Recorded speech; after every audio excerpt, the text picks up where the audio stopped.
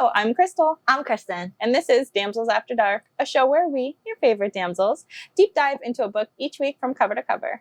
Every episode, we will discuss a few chapters, giving a complete walkthrough while we rant, obsess, analyze all of it. This week, we will be continuing our journey through the fan fiction Manacled. We'll be covering chapters 16 through 20. And of course, this book is written by the wonderful Sunlin Yu. And the book is free to download, and we'll provide the link below. This episode will contain spoilers, so if you don't want this book's secrets revealed to you, please come back and join us when you're ready. Without further ado, let's jump into it.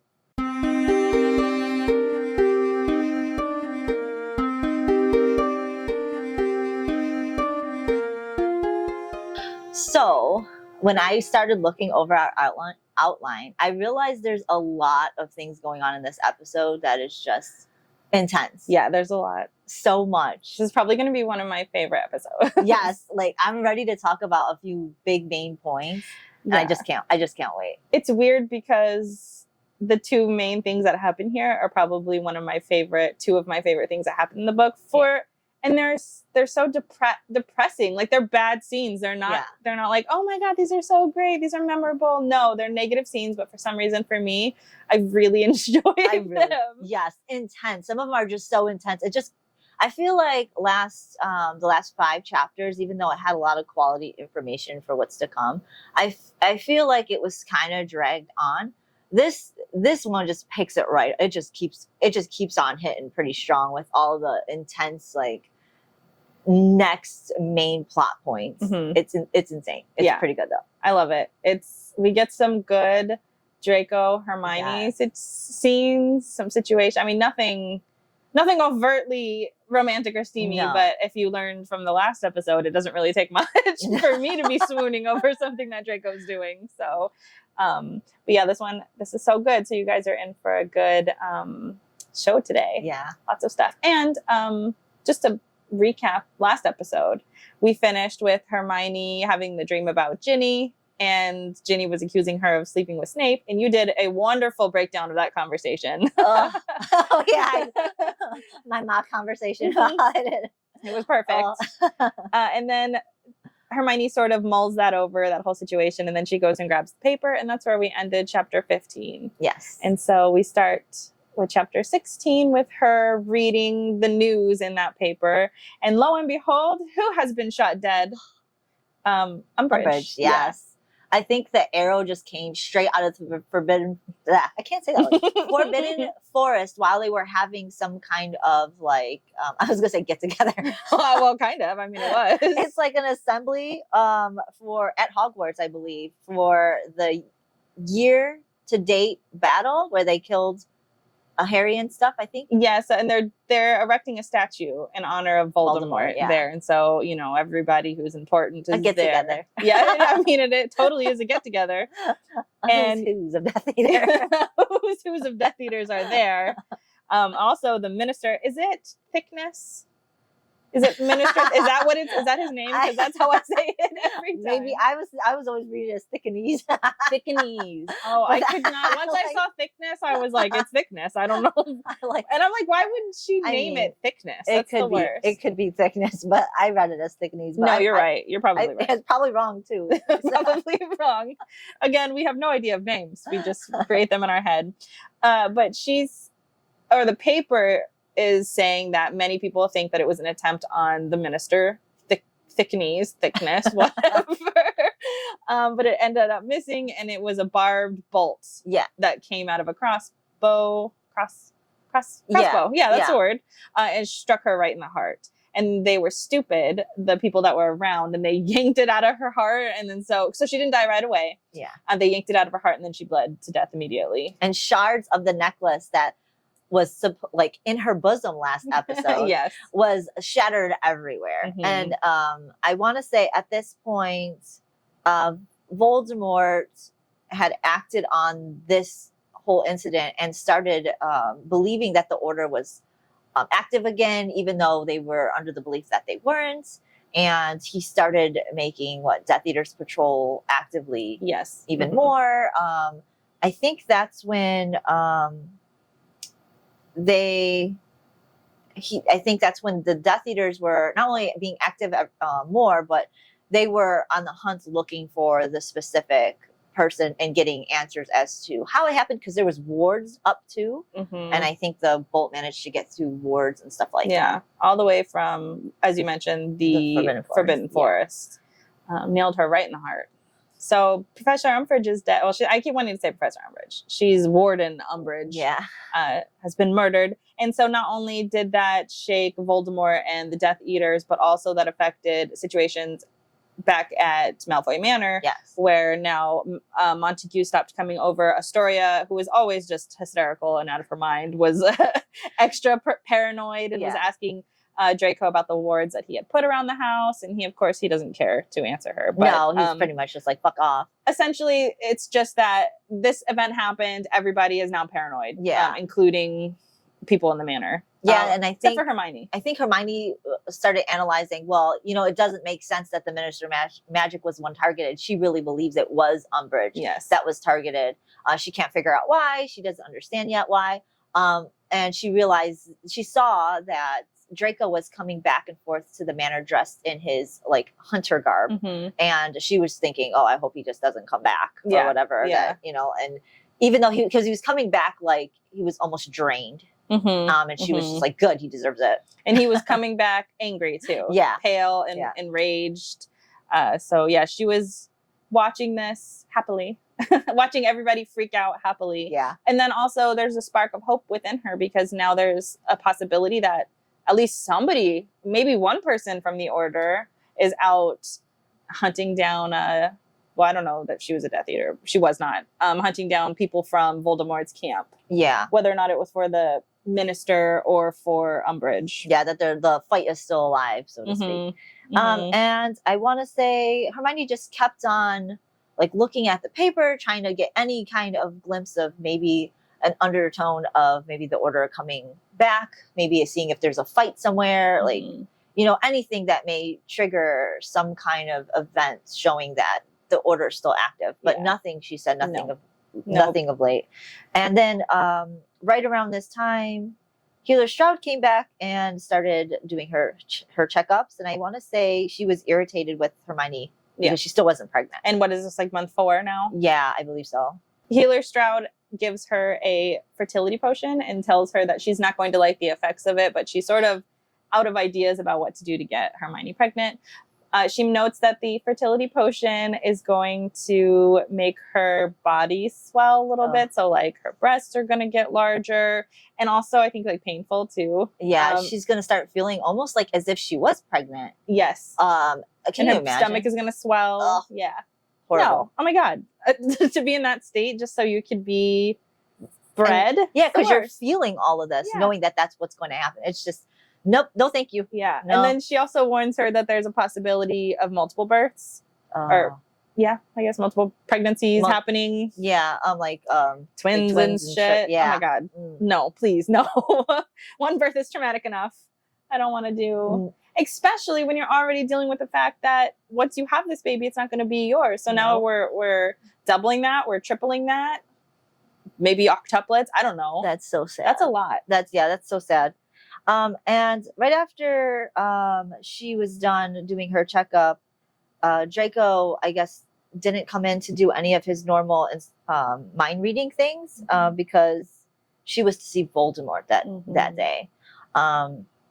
And I think he just took her like he normally does, apparates straight into the hallway, and she takes her right to see Voldemort.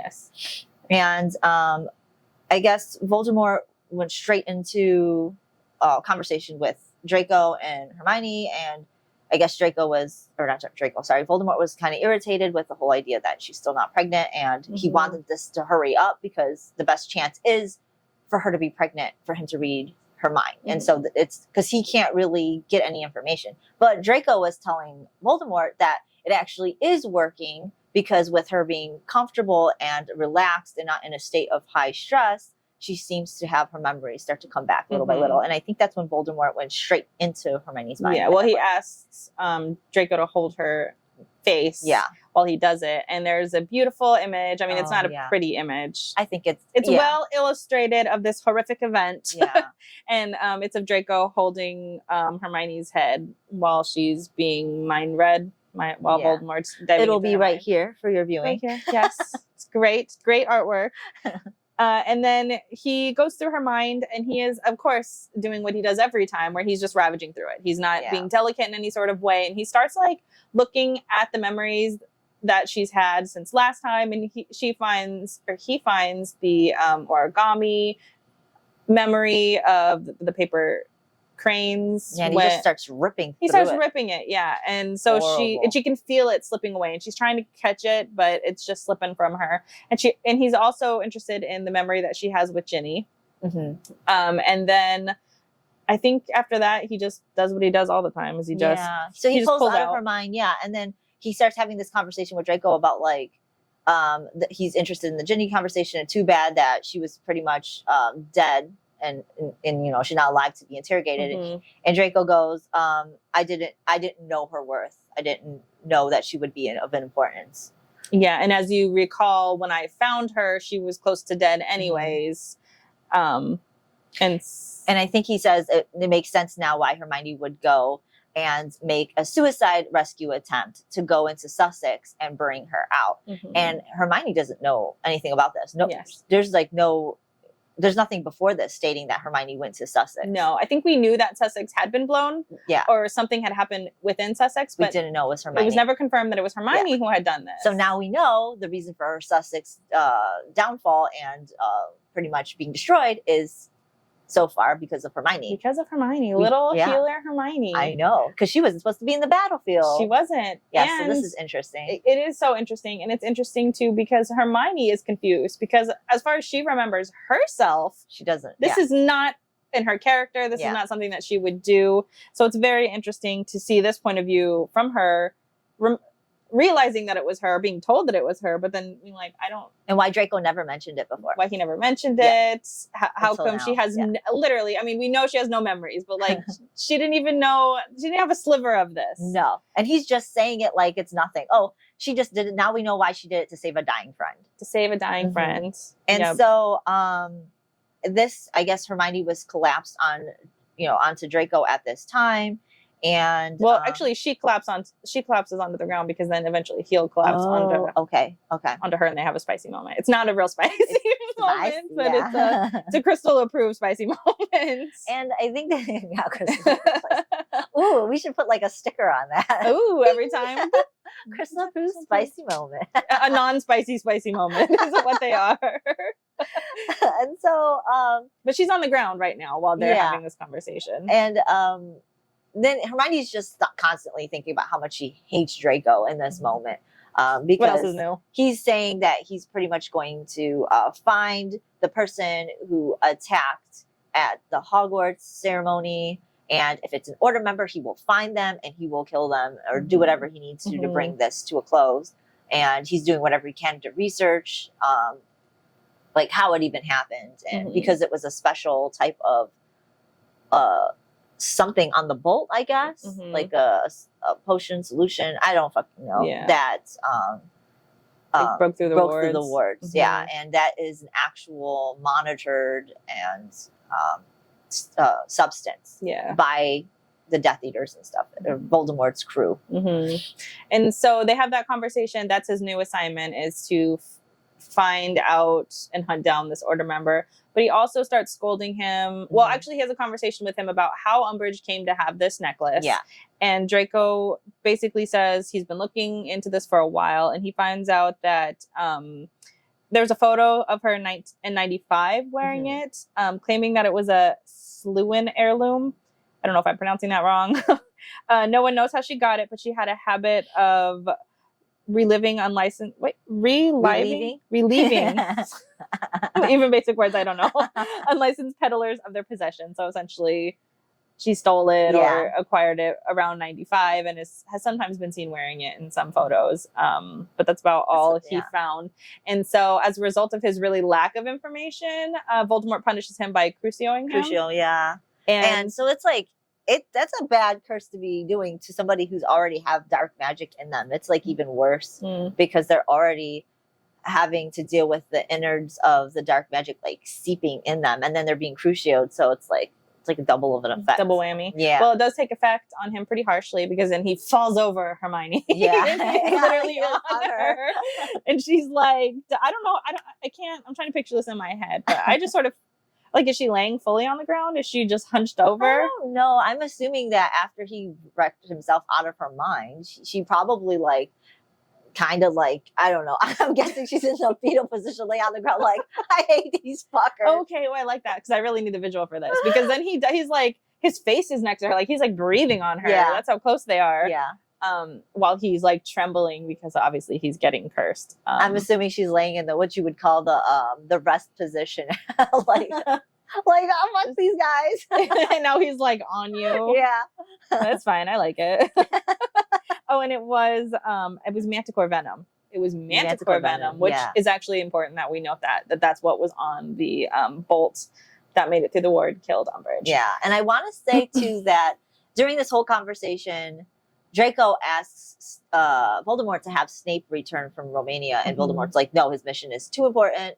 He's going to stay there. Why? I don't know why he would ask for Snape. Maybe for more assistance. Yeah, because maybe more assistance to go find the order. Yeah, because he requests it and Voldemort turns him down. And I think there's like unrest happening in Romania because there's a couple times where they have to go. Well, Draco has to go back to Romania. So he's really trying to clamp down his control over there. But while this conversation is going on, there's like a snake that's wrapping its way up Hermione's leg, which, ew. Disgusting. I would be freaking out. The snake is like crawling up her thigh. And it's like getting really a tight grip on her as well. And Voldemort does a little weird hiss, like, and why is this like not scary to me? It's like, I almost want to laugh at this. I know, like, it's supposed to be scary and creepy, and it is creepy and gross, but like, I almost feel like he's hissing at a fucking snake. It's you like can't be weird. A grown-ass man hissing at something, and I gotta take you seriously. Yeah. And so, like, the snake recoils at that point and comes back to Voldemort, and Voldemort mentions to Draco that she's, like, reeking of dark magic. And another thing that Draco mentions is that Hermione actually was using dark magic at Sussex. And she was known to kind of go against the order and use dark magic when they were against it. That's another thing Hermione was kind of remembering in one of her dreams, that, you know, her and Harry had a falling out because of that. Because she was advocating but for they never said she actually used it. And he says she did. Yeah, he said, well, it at least indicated that she went around what the order had said. Yeah. And because you don't just like take up dark magic one time and level a building. Like, you have to have done something. She was using it obviously enough to take down a whole fucking what is it, a hospital with Death Eaters. It was, I think at that point they mentioned that after she got it down, it became or was it always the Death Eaters curse division? Yeah, it was their main curse division. And that's what at least half down. Of it. So I think the other half was something else, because I think a hospital. I think the other half was their research and development area, but this was specifically the curse division. And she went and narrowed that fucking thing down. Because they were torturing people by like trying out these different curses on the people that they would capture from the order or the resistance. And she leveled that half of it down. Yeah. And so that's how they saw her using dark magic at that point right there. And so, she was definitely using it for a while if she managed to tear down a whole building. By herself, by her lonesome.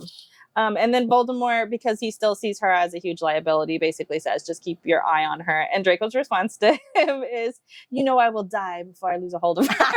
There you go, another spicy moment. It is another non-romantic moment of like, oh, you'll die before you lose your hold on her. Like, he's just showing his cards to me is really what it is. Because, like, why do you got to say all that? This is like the boots situation. It's like the boots situation all over again. It's like, you could say, I'm going to keep hard tabs on her. But no, you had to say, like, I'll die before I lose my hold on her. Like, come on. That's so romantic. So romantic. Oh yeah. And then after that, essentially they leave. And they're like out in the hall, and then she questions Draco about was it really me? I was just a fighter, or I wasn't a fighter, I was just a healer. How could it have been me that leveled half of this? And I would like to know too. I mean, he doesn't really say. He just says right here in one of the quotes, a few hours after the final battle, you were captured after leveling nearly half of it in order to break in. It was an unexpected counterattack. And she asked if Ginny got out, and he said, yeah, Ginny did get out. But obviously, you know, rumors was that Draco killed her shortly after. Yeah. But yeah, so yeah, he says it was the Dollahoff Curse Development Division. And she's like, but they never let me fight. Why would I be there? But he said it was a few hours after the final battle. So maybe, you know, we already know, but right now you don't know if you're reading this far, why she would just go into battle after the final battle. Yes. Other than to get Ginny. But like, that's pretty crazy of a healer with supposed no battle tact, and also to know what to do. Really out of character for a healer. I mean, because your job the entire war has been to keep people alive, and now you want to go and kill people. You know, you killed people in there. Like, when we don't know the extent of that damage, but you leveled an entire division with dark magic, which you'd have to practice, and she was doing it all on her own. A massive counterattack, he said. So what would have? And I find it hard to believe that, like, just for Ginny. But then we learned, though, before this, that there was a relationship between Ginny and Harry. So was there... Maybe there was something that Ginny was important to not... Maybe Ginny had important information, too. And she Yeah, maybe what Ginny knew was more important than what Hermione may have known. Yeah. And so she felt like being the last Order member. And she was already thinking, too, previous episode, that maybe the secrets that she was keeping in her mind had to do with their relationship in the first place. So the pieces do sort of align with this idea that maybe they had a relationship. That's why she calcified her memories. And now here's more proof to that being about Ginny. The fact that now we know she blew up an entire division to rescue Ginny. Yeah. Even though it was all for naught, which seems like the theme through her. Yeah. As being a healer, everything you do, it does not matter. Because she died. I mean, he doesn't say how he killed her. No, he doesn't. They just says he dragged her back, and you know, she was almost pretty much dead, that he just killed her. It's almost like a favor. Yeah. He was like, well, a mercy dead killing. anyway. Yeah, mercy killing. You're dead anyways. Might as well just finish the job. Though I find it hard to believe that, as important as Draco understands Hermione to be because she's a member of the Order, I find it hard to believe in this scenario when he's telling Voldemort, oh, I didn't realize her significance. What do you mean you didn't realize her significance? Yeah. That's why you killed her. She's a member of the Order. I don't think he would have done that. Like, that sounds suspicious to me. Even reading it the first time, it was pretty suspicious. Yeah, I didn't, especially if he knows a healer would go in and rescue her. What? Like, there's something really weird about that. Yeah, so... It's weird that Voldemort doesn't call him out on that, though. He's just like... I don't think he has any ability. I don't think he has anything to question him, because like all the other Order members who were perceived more important than Ginny at the time were really tortured.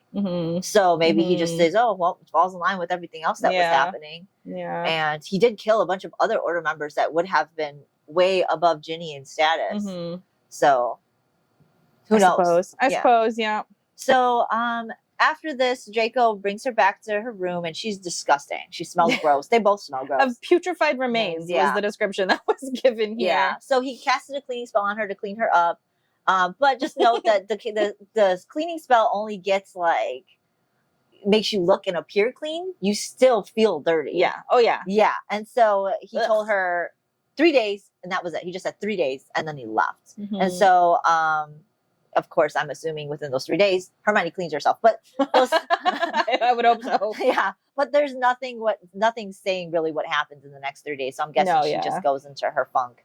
So Draco comes back on the third day, and he asked her if she had any more questions, because she was asking him a bunch of questions about Sussex and all this other stuff. So he comes back and asks her if she had any more questions, and she comes to the conclusion that something was tethering Harry and Voldemort, because she knew that the killing curse did not work. So it just didn't make sense. If it didn't work, there had to have been some kind of tether between them two. And she realized that the repopulation is a ruse, misdirecting the public to buy Voldemort some time. And that, what was it that I think it was, because he really has no choice, because she's starting to realize that Voldemort is dying. Yes. And she says she recognizes the corruption that's happening within his cells, because she's a healer, so she can see that he is dying. Yeah. He's dying. And so I think right around here, doesn't she have like a fainting moment or a blackout moment? Yeah, so her last conversation or her last words about this is basically saying to Draco, he's dying, isn't he? And then the chapter just ends there, and then we move on to chapter 17, and she's having a memory about Ron in Grimold Palace, and Ron's like over maps, and he's sort of getting very frustrated, looking at the scene, looking at the casualty numbers, looking at the strategy, and they have this conversation about essentially that Kingsley is using Horcruxes to keep Harry off the fields, and that he's doing these like suicide missions with the Order while they're searching for Horcruxes. And Ron's angry. He understands that the Horcruxes need to be found, but he's angry that Kingsley is being sloppy in his strategy. And I love this piece about Ron, how he's turned his love of chess and strategy into like war. I love this. It fits his personality, or this sort of transition, so well. So I like that he is like the head of their strategy, but he's taking each personal loss, or taking each loss so personally that it's really affecting him. And so he basically just tells, or Hermione's telling Ron that they can't play it safe anymore. Like they literally have to start doing some real war shit. And I think we learn that it's maybe not in this specific scene, but like it's like 3 years into the war around this time.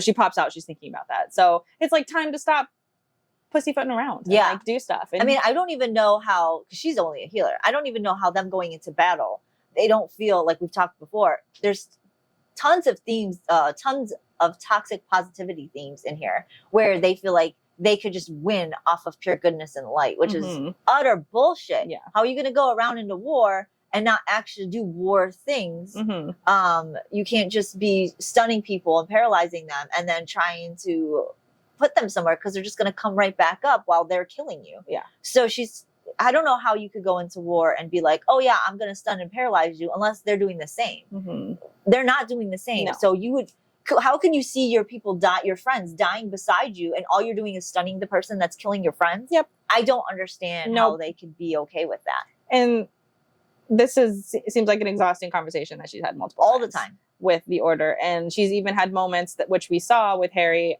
one of her first visions with Harry, they're having a discussion on the rooftop. Yeah. So we see her have these intimate moments individually with them, as well as knowing that she was advocating for this outside too, like in the mass of the Order meetings, but then also to each individual, like, come on.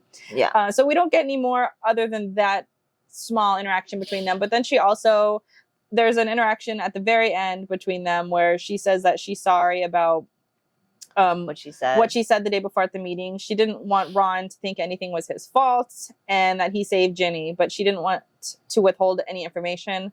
He told her that he did the right thing, but he didn't want to talk about it. And of course, we have no idea what this is alluding to. Yeah, she does. It just cuts off right there. And then I think that's when she wakes up and she finds what she doesn't recall, a familiar man.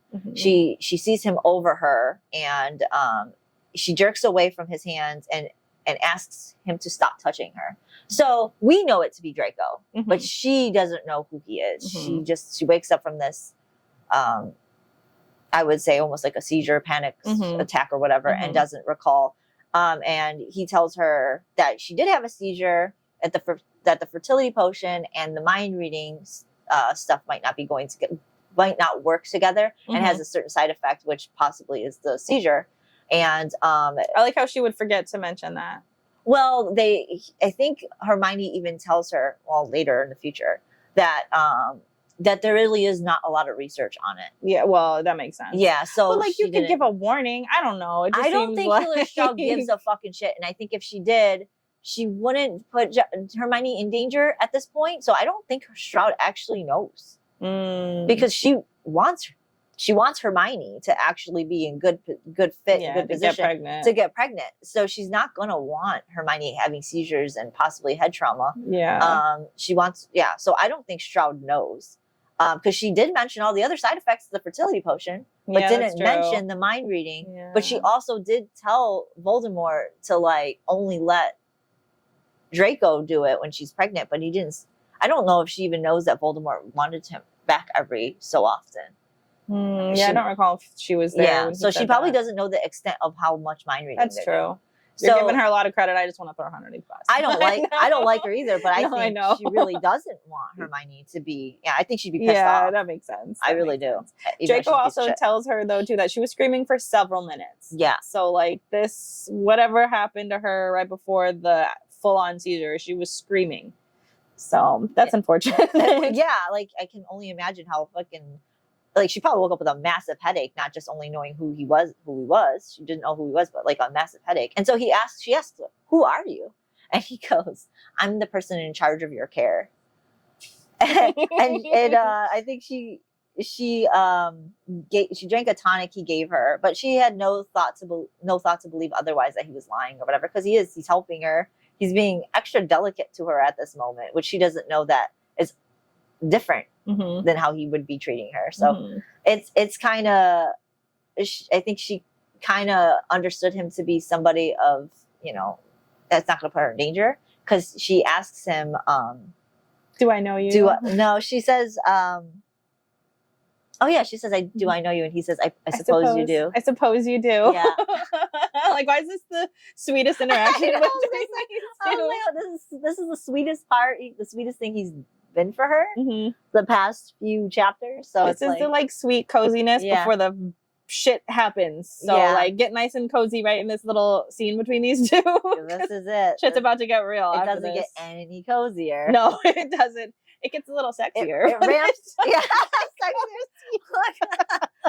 You see sexy in danger. I do. Anytime he's there, I'm like danger, danger, danger. Oh, is he protecting her? Oh, is he walking over to her? Oh, like I can't with it.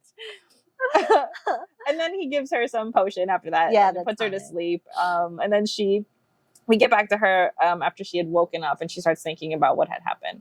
So as she's thinking back about what had happened the night before, she's remembering that she felt like something in the back of her head that exploded. Oh, yeah. And then the room turned to red and she collapsed. And then she had a seizure in front of Draco. Yeah, another one. So close together, too. Oh. And she thought back to how generous why are words so hard for me right now?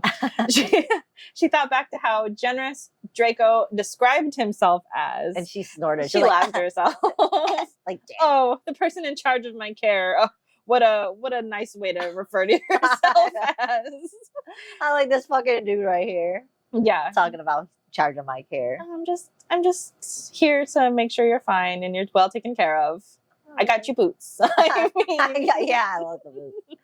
He cares about her. He got those nice, expensive ass boots. Well, I mean, to Draco's defense, as she's thinking about, so after she scoffs at this, though, she's noticing that she's fine. Like her body seems well recovered. And I think we forgot to mention, though, when she did pass out, like she couldn't feel the side of her face. She could barely move her jaw. The other half of her body was numb, and I think she couldn't move that either. So now today she feels much better, and she notes that really the only way that you could have gotten her body back to the way it was supposed to be, the massage, is and not just like any slight massage. Like this guy had to have massaged her from like jaw down to her feet. Yeah. Yeah. Can you imagine? And she said it takes some considerable time to loosen up those muscles. So he was just like, he was in that room alone with her, massaging her deep.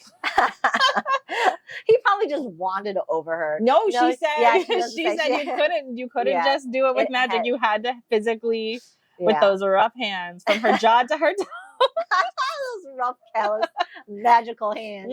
Yeah, I'll take it. She feels instantly uncomfortable in this, which I find kind of interesting. I mean, because it's 4 months now, so they've had their sessions together now enough.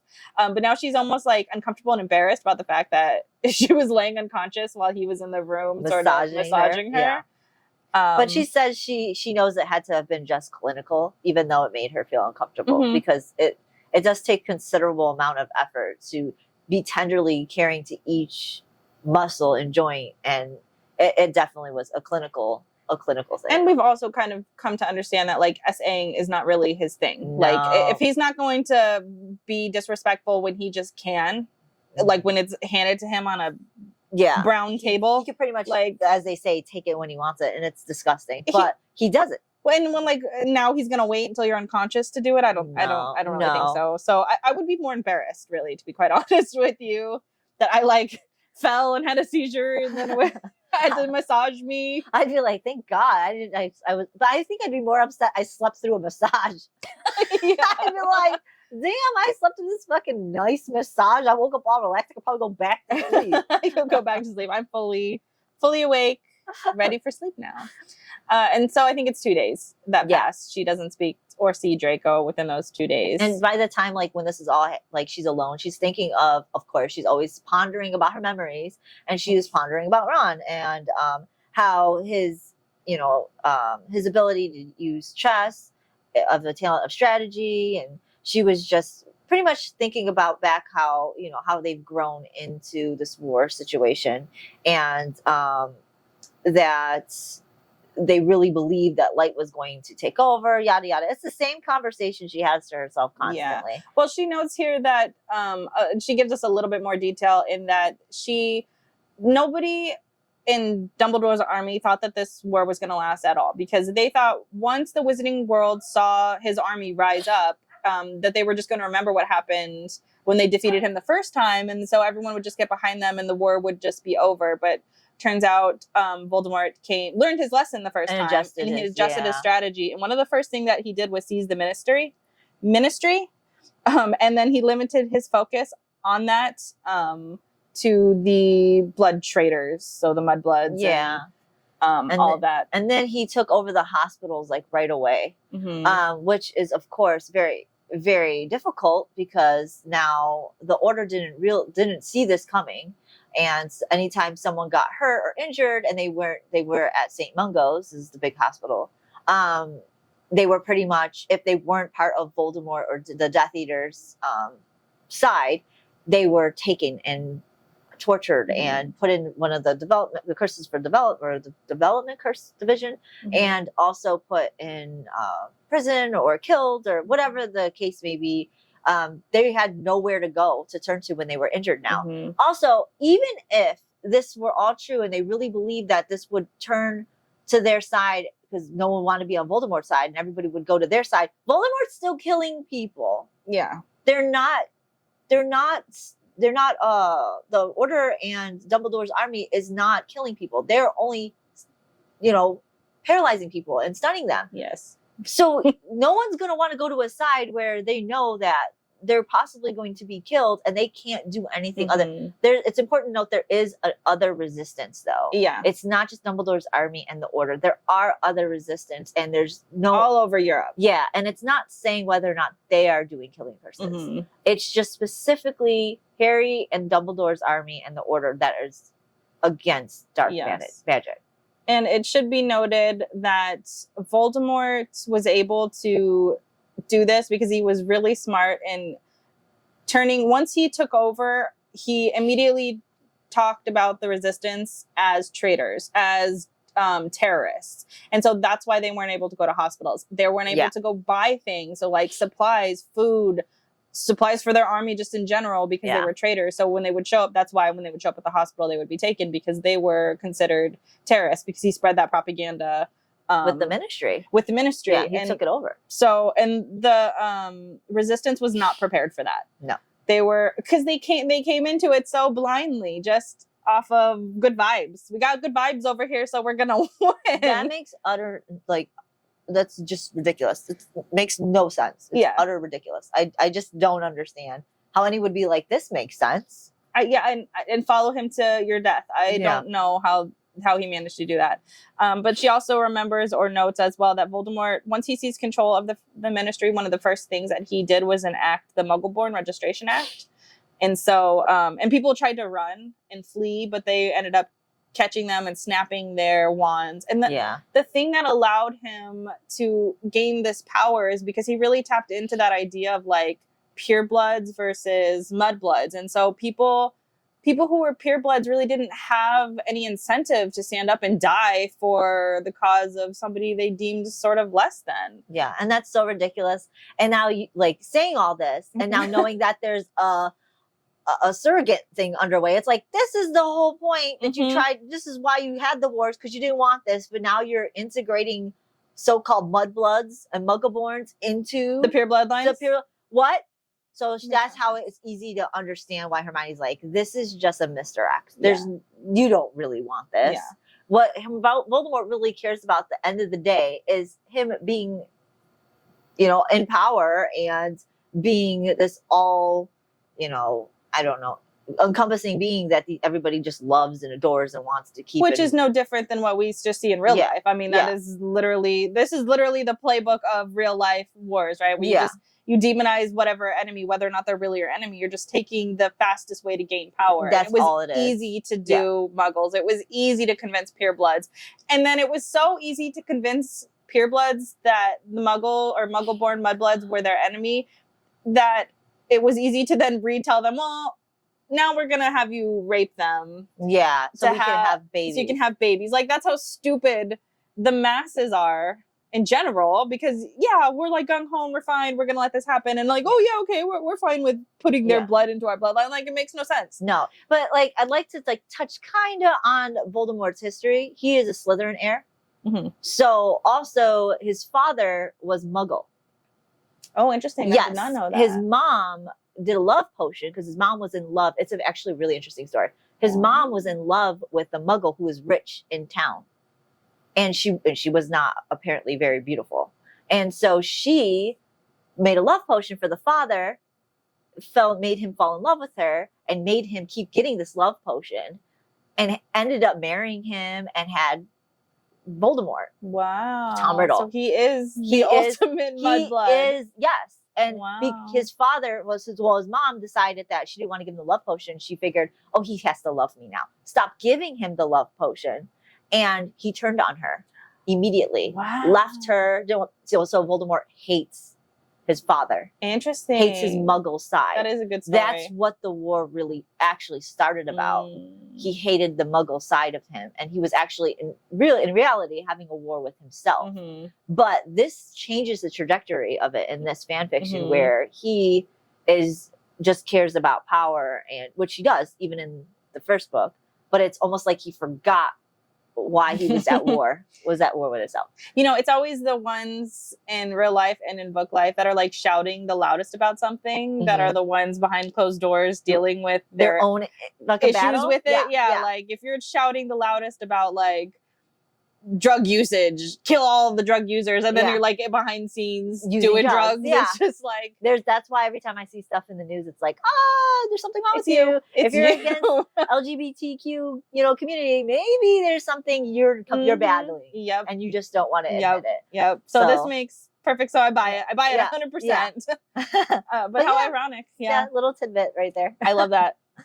And so, essentially after that, she's just reminiscing about Ron and about how the war really did a number on him.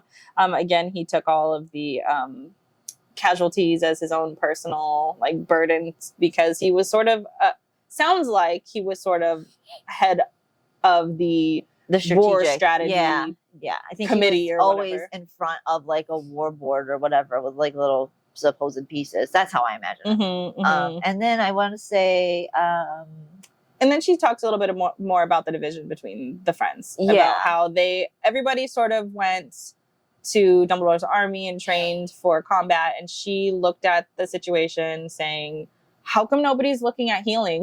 We don't have a healer. They don't care. They don't care about healing. Because they didn't think it was going to last. They thought they were just going to win off their good vibes. They didn't need to heal. I mean, that makes no sense. You're going to war and you don't have any healing things because you think you're just going to go to the doctor because they believe they're neutral. Come on, you should always at least have a battle healer or a combat healer. Yeah, it's just sort of like fighting 101.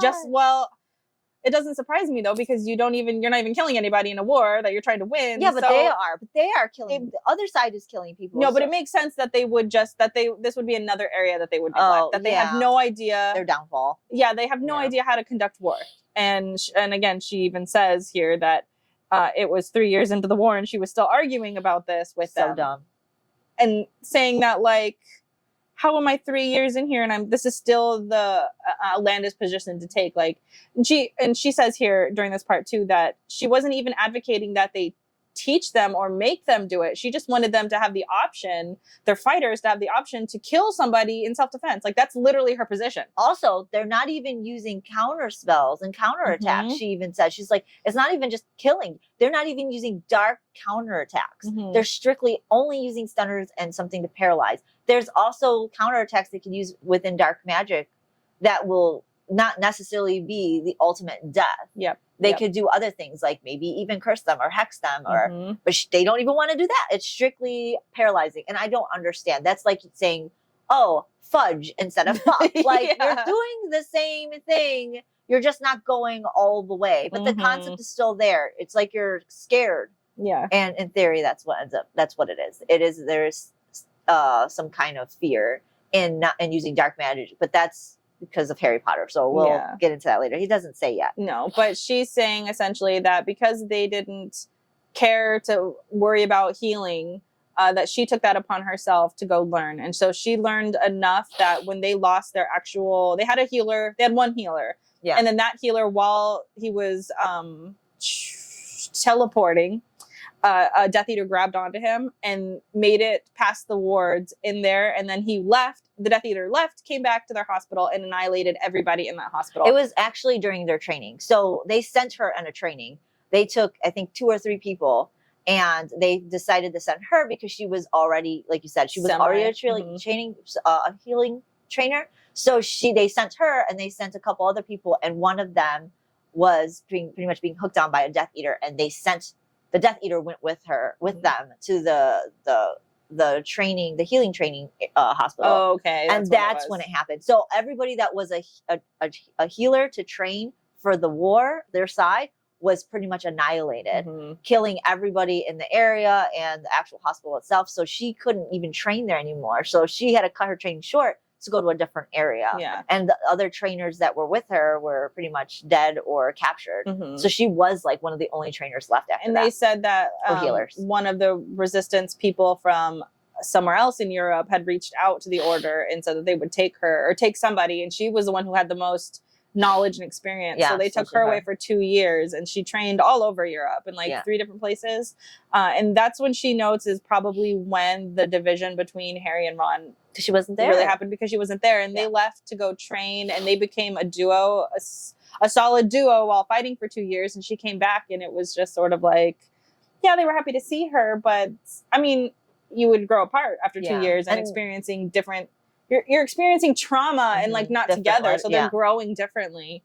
And so at this point, she realizes, oh, they also need a potion master because nobody's doing that either. So she's like, well, I might as well be that, which makes sense. But like, come on, if anything were to happen to Hermione at this point, they're all fucked. They're all reliant on her, and they don't even see her as important. She's taken it upon herself to do this, and then they come back and say, oh, we need your help. You need to heal us. You need to do this. You need to do that. But like, they don't care about this at the same time. I don't understand, because they don't have anybody. She doesn't have a student, an apprentice underneath her. She's doing it without an apprentice. Yeah. So like, she's gone. Your whole resistance is pretty much gone. Yeah. They do have she's so valuable. Combat healers, but they're not trained in any of what she's trained in. They know enough to get you to her. They're like, that's what they do. They're like maybe first aid. Like, I got a Band-Aid. Here you go. Yeah, I'll keep your organs in while we get you to our main healer. I love, though, she says this internally to herself, that she stood endlessly in the aftermath of battles she had no influence over, and that's beautifully sums up her entire position. That she was the one dealing with every one of their bad decisions, every decision that they made. That she has seen it, because she saw it. None of them saw it. I mean, they see it for a second, right? You see your friend fall, and then that's it. You bring it to Hermione, but like that. So that's your experience for a minute. Hermione is like drowning in this day in, day out, and then she's going to the order saying, "Hey, you need to make a change. I'm seeing what's happening as a result of your decisions, and it's not working. Let's try something else." And they just kept saying, nope, no dark magic. And Harry would be fighting with her at the order meetings, and they would have these conversations about it, and everybody pretty much agreed with Harry, and people were like really mad at her, calling her names, and she was just ostracizing her. Yeah, so like, and these are her best friends, people she's grown up with, family she even considered, and they all pretty much agreed with Harry, and she just kept recalling these memories of how she looked at the time. She looked gaunt, she looked stressed and malnourished, and she realizes, I don't look like that now. That's crazy that she's in better care and under the enemy, and people, and she's feeling a little bit more or a little less stressed, and even though there's not a battle, there is still a war, or even though there's not a war, there's still battles that she's having to face every day, and she looks better now, and probably even less stressed than she did in the care of her own friends. And not only in their care, but like, she is physically and mentally and emotionally putting herself out on the line for them. Like, she's sacrificing her mental stability, and they don't care. They don't take her seriously. They don't listen to her. And what's even more frustrating is that, like, she's right. Like, that's what's so annoying. It's like, so she's extending herself and expending herself to her max every single day for your stupid ass decisions, for her love for Harry and Ron, knowing that what they were doing was wrong, and that at the end of the day, they didn't care. No. They saw her melting and dying away. But you see, but Draco here is like fucking massaging her and saying he's in charge of her care. Like, literally, he's doing more for her, which is crazy because he's her captor. He's doing more for her in these past few days. Yep. Or what, months, I should say. Yeah. Months? Than her own fucking friends. Yeah. Ridiculous. Yeah, ridiculous. and like, he's not even being super nice about it, but he's doing it. Like, it's like, even though it might be his duty, he's doing things outside his duty. Yes. So it's so frustrating, but I like this because this seems so realistic. It is. Like, that toxic positivity just shows through. It just shows you that maybe when we were kids and we were reading this book, and it's like, yeah, light versus dark, good versus evil, but there is a gray area. You can't be completely good when you're in war. You do have to take a little bit of a dark side in order to fight the dark. Because the dark is not going to hold back. So you can't just be like, I'm not going to kill anybody. You can't do not that. Even in self-defense. Not even in self-defense. Sometimes you got to get your hands dirty in order to protect the innocent. Yeah. That's just what it is. If you want your kids to grow up to be in a state where they're not going to be in battle and war, you have to be the hardened person to protect the innocent. Yeah. It is what it is. You can't always go high in every situation. And the self-righteous people, man. It's annoying. And I love having this perspective from Hermione, being so logical. Like, this is not going to work. And like, she's sick of seeing people die. Sick of seeing it. The fucking yes. Yeah. And like, to watch this ship sinking, and just like, you're just, okay, I guess I'm sinking with it too. Like, I'm literally just here to keep people alive so they could die again, and I'm just gonna keep reliving this horror every day. It's a terror that she lived through, only to come back out on the other side to be like, these fuckers. Yeah, and also to be somebody's prisoner, like, for all for naught. Like, this is all depressing. You lived through this bullshit of the war, and now you're living through as a prisoner when you told them this was all going to happen if they didn't get their shit together. And they didn't get their shit together. They all died and left you. And now she's dealing with the consequences. With their consequences. Again. Because she's always dealing with their consequences. Hermione, God, she got the short end of the stick. Always. The swine to swine, the short end. Sorry. So after all of that reminiscing and thinking back and trying pondering of what was going on, Malfoy enters the room. And he's wearing his hunting clothes, and they're a specific type of hunting clothes. Yes, I was about to say the hunting clothes is very noticeable, and she kind of like looks at it and like, what was the hunting clothes? It's Ukrainian iron belly hide body armor. Very important. Very important. It's going to be specific. Something. Yeah, we're going to have to flash back to. I like that she noticed it though. She's like, that's Ukrainian iron hide. Whatever. She would notice it though, because she would notice it. She would notice it. And I don't want to say why. She would notice it because it's very unique. But also, she doesn't have her memory, so it's like... No, she doesn't have her memory for the particular armor, but she has her memory of why it's important. Okay. She knows it's important. And she knows that it's unique because it takes a certain type of rare animal and rare magic to create it. And she does say why it is. She does say it's highly resistant to magic and almost impenetrable by physical attacks. And she knows how it's made though, but she does know. So that's why she takes note of that, because she's like, in order for him to have that, he had to have, been in a position where he would have had rare things, and he had to have been of importance to be able to, get that. Yeah. Which she already knows. He owns this entire manor, so I'm sure. She knows. But it's still a unique thing for him to have, because it's very rare. It's super coveted, I'm sure. Like it's resistant to magic and physical attacks. Yeah, nobody would have that. And it's funny because, like, why would you need it? The other side's only stunning and paralyzing you. That's a good point. So it's like, it's a good point. So it's like, why would he have that? Yeah, he's got champion level armor on for somebody around for no reason. Yeah, one, the order isn't actively there. Two, no one's stunning him, no one's paralyzed, or they're only stunning and paralyzing him. So why would you need that extent of armor now? And also, to think about it, if they were against killing, how did Umbridge die? I was just about to say that. So we think it's the order, but you got to really against think. The orders. Yeah, you got to really think about it. You got to something ain't right, and Hermione's already noticing that something isn't right, because nothing gets past her. Yeah. So I think this is when he walks in. He accidentally, he says, "Do you remember me?" And her response, to my profound dismay. I love it.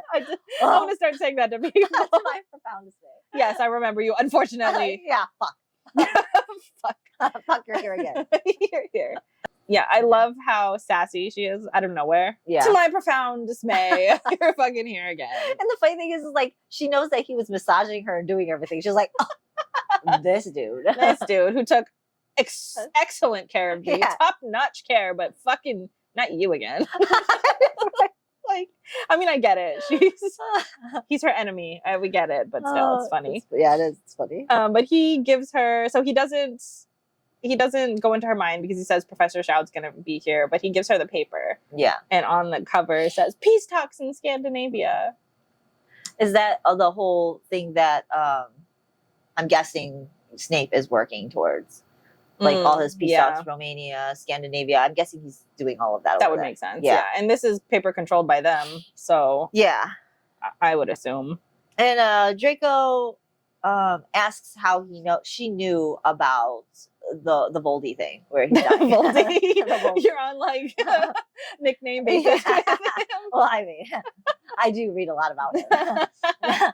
No, he asks, how did you know that he was dying? And that's when she says, I could see it. Like, I'm a healer. I know the difference. I could tell when somebody is going through all the pain and agony and withering away. And she says, like, once you've been using dark magic for so long, it gets to you at a cellular level. And then at that point, like, you're literally just biding your time until it gets you. It's interesting because, Draco's killing people left and right. And he doesn't seem anywhere near as bad. No. So that's interesting. That's interesting. That's interesting. Yeah, interesting. But she also says that, she kind of confirms with him that essentially if all his Horcruxes are destroyed, then he ceases to exist. And then saying that, like, even him being immortal, he's going to be little more than like a shade of himself. Yeah. Once those Horcruxes are down. She even says, I think that the Order was hunting them down. Yeah. Because she does remember in the dream, and so she's pretty much reiterating. There's also no point to Hermione acting like she doesn't remember her shit, because they're gonna find out. So why not have a discussion about it? And also, maybe in my opinion, if I were Hermione, I'd be like, look, don't fucking mind fuck me right now. I'm just gonna tell you what happened and what I remember. Can you just give it a rest? Like, do you have to go in my head? Because it's painful. Yeah. So if I almost believe that she is willingly telling him, so he doesn't have to constantly go in her mind. Like, here's what I know, here's what I remember, leave me alone. Yeah. I feel like that's what the reason. I feel like aside from stomach aches, headaches are my absolute like worst thing that I hate. And she's having headaches all the time. I would be dead. I would be sleeping. She is sleeping nonstop, and that would literally be me. I would be so, like, that's another thing I'd be angry about. I would be angry all of the time. I think in one of the episodes I mentioned I'd be a rabid dog. Like, I would be. I'd be like, fuck, go away. Just get out of my head. Yeah, leave me alone. Give me some peace. Yeah. Fuck, man. Yeah. Yeah. It's bad. And then Malfoy also confirms to her that Kingsley had died. And he got in his way. Yeah, he just says it. He got in my way. Yeah. I just did away with him. I mean, like we said, that he's killing people and they're stunning people. What do you think? Yeah, like, Honestly, you're gonna after a while, you're just like a mosquito. Like, you can't kill me, and you're just poking me. Stop it! so I'm gonna just gonna fucking smack you. kill Get away! you. Where's you coming from? I hear a buzzing sound. Mhm. Like, that's what they gotta be. They gotta be fucking annoying. Yeah, no, I agree. And he has a great quote here too that I'll read when we get to it. But he says essentially something like that, like, y'all were just kind of, anyone who just got in my way, I'm just gonna because swat you away. Yeah, he does say a good quote. I want to get ahead of ourselves here. Yeah. We'll get to it soon. So that was the end of chapter 17, and chapter 18. Oh man, this is a crazy chapter, I believe. It's a crazy one. Yeah. I think it's even, oh no, I think it's next chapter. It's like, well, it really starts off, this is where it starts to pick up pretty heavy. So the beginning of chapter 18, Hermione is just sitting in her room minding her own goddamn fucking business. Again. Yeah. And she's starting to realize that she doesn't remember how to fold a paper crane, which is so sad. It's so sad. That was her coping mechanism. And we know where, she thinks that it's from her seizure, but we know why. Voldemort took that shit from her. Yeah, Voldemort ripped it to pieces. On purpose. He was like, oh, you found a coping mechanism. Let me just fucking squash that. Yeah, because also it's her parents. So he knows that was from her parents, and he ripped it to shreds. And she even said, she's like, I know how to do it. I remember doing it. I remember folding, but I can't remember the order, and I can't remember how. And she doesn't remember who taught her, which is even sadder. I think it's more sad that she doesn't, at least remembering who taught her and not the actual instructions on how would have been fine. But the idea that he ripped, the idea that she doesn't remember who taught her. So like, even if she can remember how to fold, but she doesn't know who taught her, that's even more tragic. It's like the only shred of connection she had from her parents. Yeah. Besides the poetry she remembers, but she doesn't even know that. Yeah.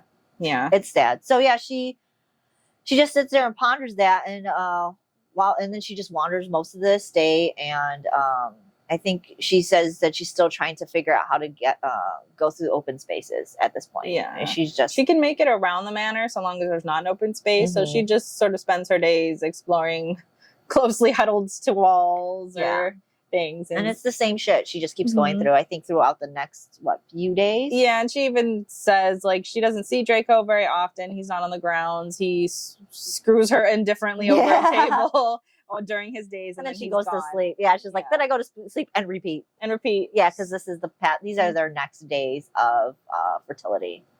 So, as shitty as it is, it's kind of whatever that she's just going past it. She's not putting too much thought into this right now. She's just like, whatever, I don't care about this shit. I mean, because the days are so monotonous. Yeah. I mean, there's nothing noteworthy for her. And then Draco's coming back. Like, she's starting to realize Draco's coming back with, like, a lot of, like trembling hands. Yeah, he's pale. He's obviously being tortured regularly. Crucioed, I think she determines. Yeah. Regularly. And then he's also mad. And he seems eroded on the verge of a breakdown, which she feels indifferent. She feels conflicted because she says it's her healer side that makes her feel sad for him. Because she says that she even kind of felt bad for Umbridge, but not bad enough. She's like, not bad, but she feels a little bit more guilt and I think caring concern for Draco. Yes, and she's trying to rationalize like I should be happy that he's being tortured. In fact, I hope that he's tortured to death. But still, like, in her heart, she's like, but I feel a little bit bad. Yeah. It bothers me a little bit that he's being tortured every day.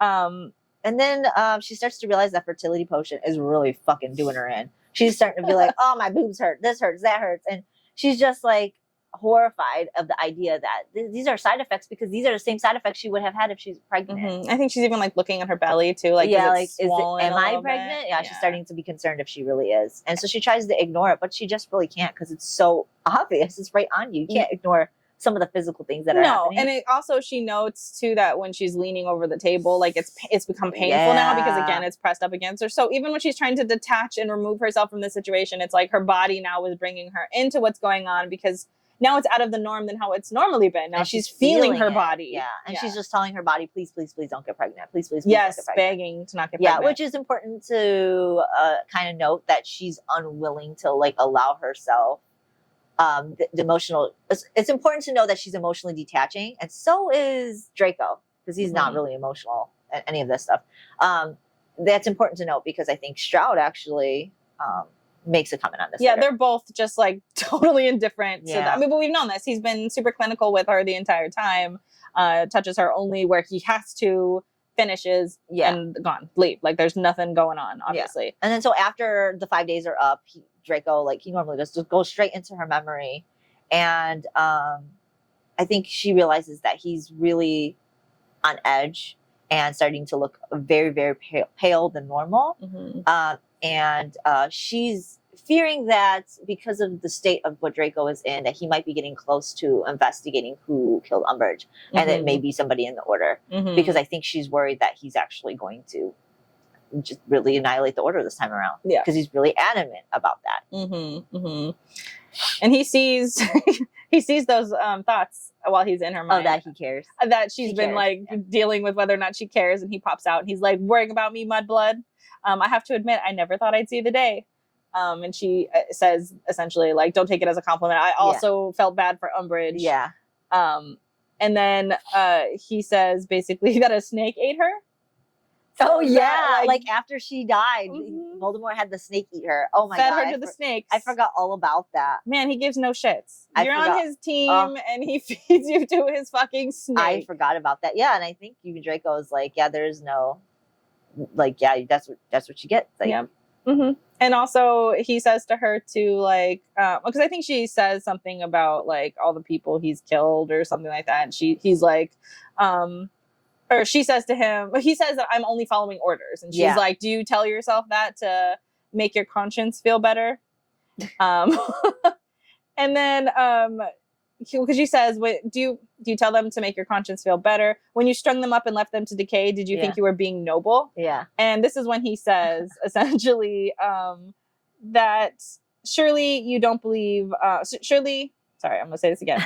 Surely you don't believe in encouraging suicidal optimism, saying essentially that like, yeah, he killed them because they were trying to escape. And so I hung their bodies up so that other people would know, because they stopped trying to escape. I'm going to kill you and hang your body. Well, not only that, the Order is so highly like entranced in their toxic positivity that they believe that they weren't really dying and that they would go and rescue these people. That's why he attempted to rescue suicide, because like, they were going to go and try and rescue people that were either dying or already dead, and they wouldn't believe that they were dead. Like, people wouldn't believe Harry would be dead. If Voldemort killed Harry and then buried him for some fucking reason, or had the snake eat him, the Order would still believe him alive and would try and rescue and kill themselves in the process, even though, because they don't fucking kill people. Yeah. So, yeah, that's what he's trying to say. He's like, I did that so people could know that they are dead. There's no point in trying to rescue somebody that is not alive. Yep. It's ridiculous. It's ridiculous to me. It is so ridiculous. If you think about it from especially the books we know and love as, when the actual books, it's like, it's crazy to me, because this is definitely a thing that could have happened. It's crazy. Yep. And he's not wrong. Like, that is the solution to that situation. You hang the bodies up so that everybody can see them rot, so there is no question about it. He even says our favorite quote here. Like, I love this whole quote. Do you have any idea how easy it is to kill someone when you know they're hoping only to stun you? Very. So easy, I could do it in my sleep at this point. Like, he sums it up. Yep. Like, you're pretty much a fly on the wall. And he calls them out too. He says that if the Order had wanted a different story, then they should have let go of their optimism. Yeah. They should have chose realism and understood that they couldn't keep winning with this card, with these how stunners. How absurd to think that. Like, I just don't understand. And he says that they should have made some hard, realistic ones, which is choices, which is, of course, all Hermione has been saying. Yeah. So it's interesting to see him with such disdain telling her they should have made some better orders. And she's like, I know. I've been telling them this entire time. Yeah. She's like, for once, we agree on something. Yeah. And it was stupid. And I think after that, Hermione asks him, who do you hate? Like, why are you doing this? Why are you so... who do you really, really hate? And then he says, many, many people, most of whom are dead now. Yep. Which is interesting. That is interesting. He never says who. But apparently most of them are dead, but he still got some on that list, which is interesting because the Order's like gone. So who's still on your list? Yeah, who, Draco? Of people you hate. And he also confirms to her too right here that there is another Order member and he is hunting that person down, or he's getting close to, or he might know who it is. Yeah, he might know. After their conversation, I think that was really it. That conversation. I don't think they have anything else. He just leaves. I guess he just likes to leave Can you imagine having a conversation with Draco and then he just like disappears? Yeah, he's like, that I done. Yeah. I done. Conversation's over. I'm gonna walk out. And he doesn't even like say that though. He'll be having a conversation with you and then turn and walk away.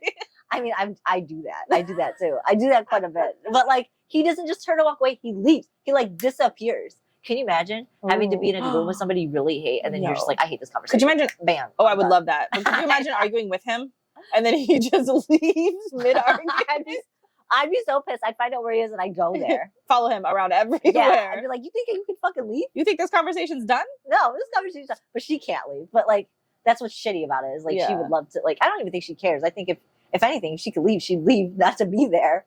But like, having a conversation with him and he just constantly leaves, that'd be so frustrating. And the only thing he does too is right before he leaves, he'll just spout off days. 3 days. 2 days. Yeah. Like, motherfucker, what does that mean? Sometimes he does do mic drop moments. Like, I feel like this one is a good one where he's like, many, many people who are dead now, boom, gone. Like, that's pretty cool. That's kind of hot. I'd be like, he's just going to take a bathroom break? Is he coming back? I feel like this is still mid-conversation. I mean, I feel like at this point she's used to it, so she knows. Like, oh. Yeah, she is. He likes a dramatic exit. When he gets He's very dramatic. Many people. Wow, I'm gone.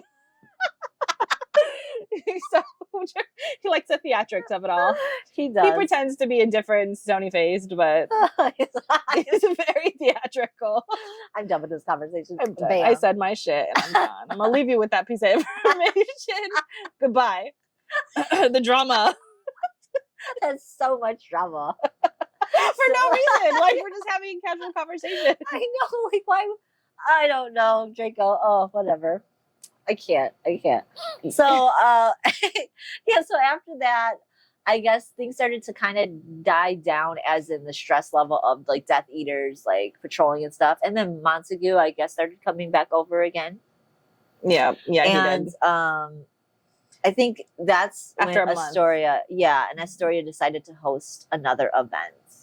And what did she call it? Hosted an Astera party? Yeah. And she told her to make sure she stays out of sight. Yes. Mm-hmm. And then, of course, if you ever tell a girl to stay out of sight when a party's coming, of course she's going to be like, but I'm kind of interested. Yeah, I just want to see all the pretty dresses and eat the food. Like, I would be sneaking around eating the food. I'd be under the table. Well, I mean, you know, we're not always with the food. I mean, this is a fucking mansion with people with lots of money. They probably have like some really good appetizers. No, sure, they have a full spread.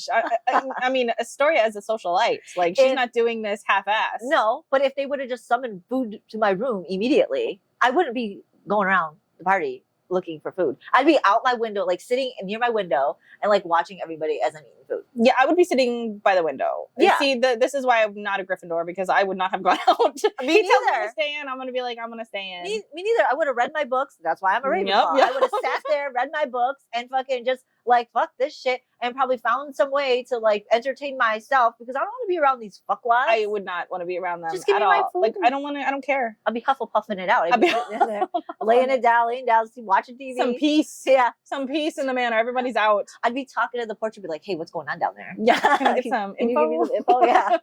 It's giving Akatar, though, when Farrah goes out to the party, when she's told not to go out to the party. Like, this is what this whole scene reminds me of. I want to go to the party. Go to the party, and then mulling it over, and then still sneaking out to the party, and then consequences happen when you don't listen and you sneak out to the party. I want to say, though, she kind of just sits around for a little bit, though. I think she kind of just stays out of the way, and I think she plans on just going. I don't think the party is in the gardens, is it? It is. Oh, so she goes directly to the party. She goes outside, yeah. Oh, okay, so yeah, she goes directly to the party then, because she goes to the garden. Yeah, I imagine this is like a spring, right? Because we went from winter, so it's spring. So I imagine Astoria, like, she's got this garden table, and there's flowers everywhere, and they're in the garden.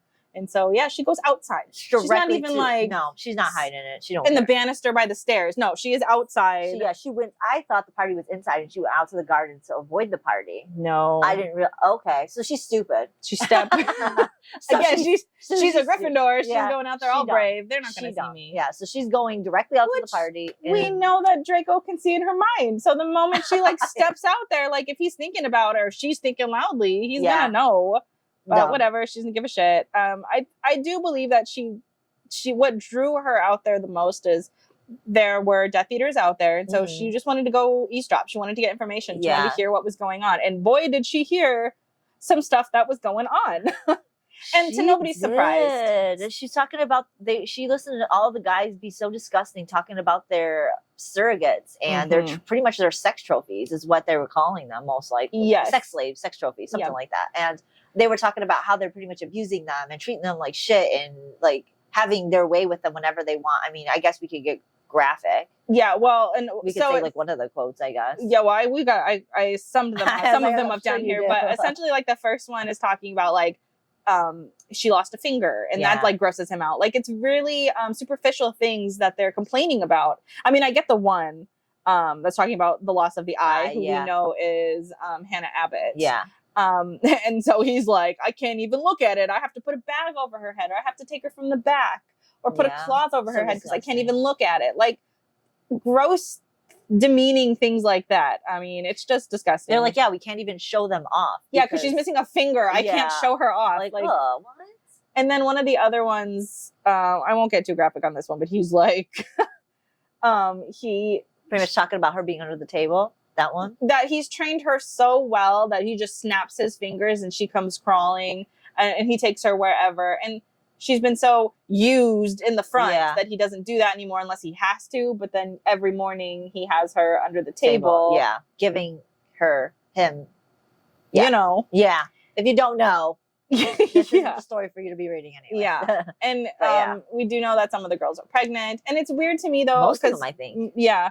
And it's weird to me, though, because it's at this moment that Hermione's hearing these stories, and then she's thinking, like, oh, no, they're just sex slaves. It's like, what did we think they were going to be? If absolutely, this is what was going to happen. I think she's thinking about, like, her predicament and thinking that they all had the same situation. No, Hermione. Like, they don't have the same... Like, even when you were first at Malfoy Manor, you immediately believed that you were going to be raped in all sorts of ways. Mm-hmm. So why would you think that because your situation was like this, that the other girls were not? Yeah. That's kind of fucking ridiculous. It is ridiculous, especially for somebody who's so smart. Because I, for sure, would not, I would be thinking, wow, I'm grateful in the sense that he is super clinical about it. And then he doesn't demand it any other time. Yeah, she even said so in the beginning, but I don't know why she her mind started thinking that they were all, like, she knew that this was a different situation. And I think she even says, well, maybe it's because I do have a different, like, issue that maybe I'm supposed to be. She shouldn't even know that that's not the case, because every time she goes to Voldemort's like, do what you want with her, but she's going to be dead. Like, yeah. So he could, like, he has 100% ability to do all of this. Yeah, I don't know why she thinks any different. I don't know why. And I don't know why she's shocked at what she's hearing right here at the table. I was not shocked by this. This is absolutely what I was expecting, especially since we already got glimpses of this through Stroud. When Stroud was originally saying there have been problems, I've had to get rid of their hair. I've had to, like, we already knew this was going down. She's been saying it. Yeah, I don't know why she's acting like this is something crazy. But then, of course, as men do, they're like, oh, Draco, you've got the mudblood, or you have the, at least they call her the mud? No, because they're all mudblood. Yeah. You've got the order girl or whatever. Harry's bitch, I think he calls her. Which is so fucking ridiculous. He's like, I saw it in the paper. That fucking paper. I saw her unconscious on the paper.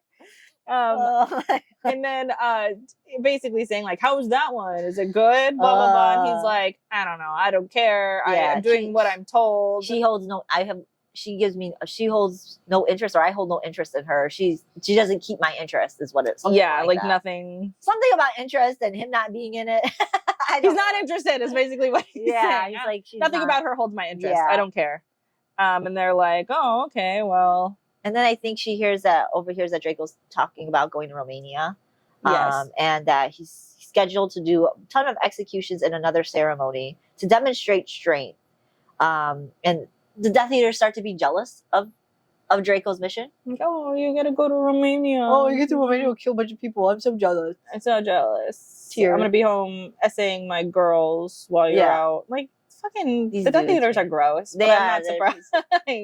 You know, I'm not gonna say what I want to say. I think I'm gonna be a pretty big asshole if I say what I'm gonna say. So I'm just not gonna say it. Yeah, no, it's there. We know. Yeah, like, I got a lot to say about these men too. Yeah, we're just gonna we know. I think I talk about a bunch of fucking asshole guys. Yeah, no. We could be on that topic all day. I We're- can talk about, yeah, I'm not going to.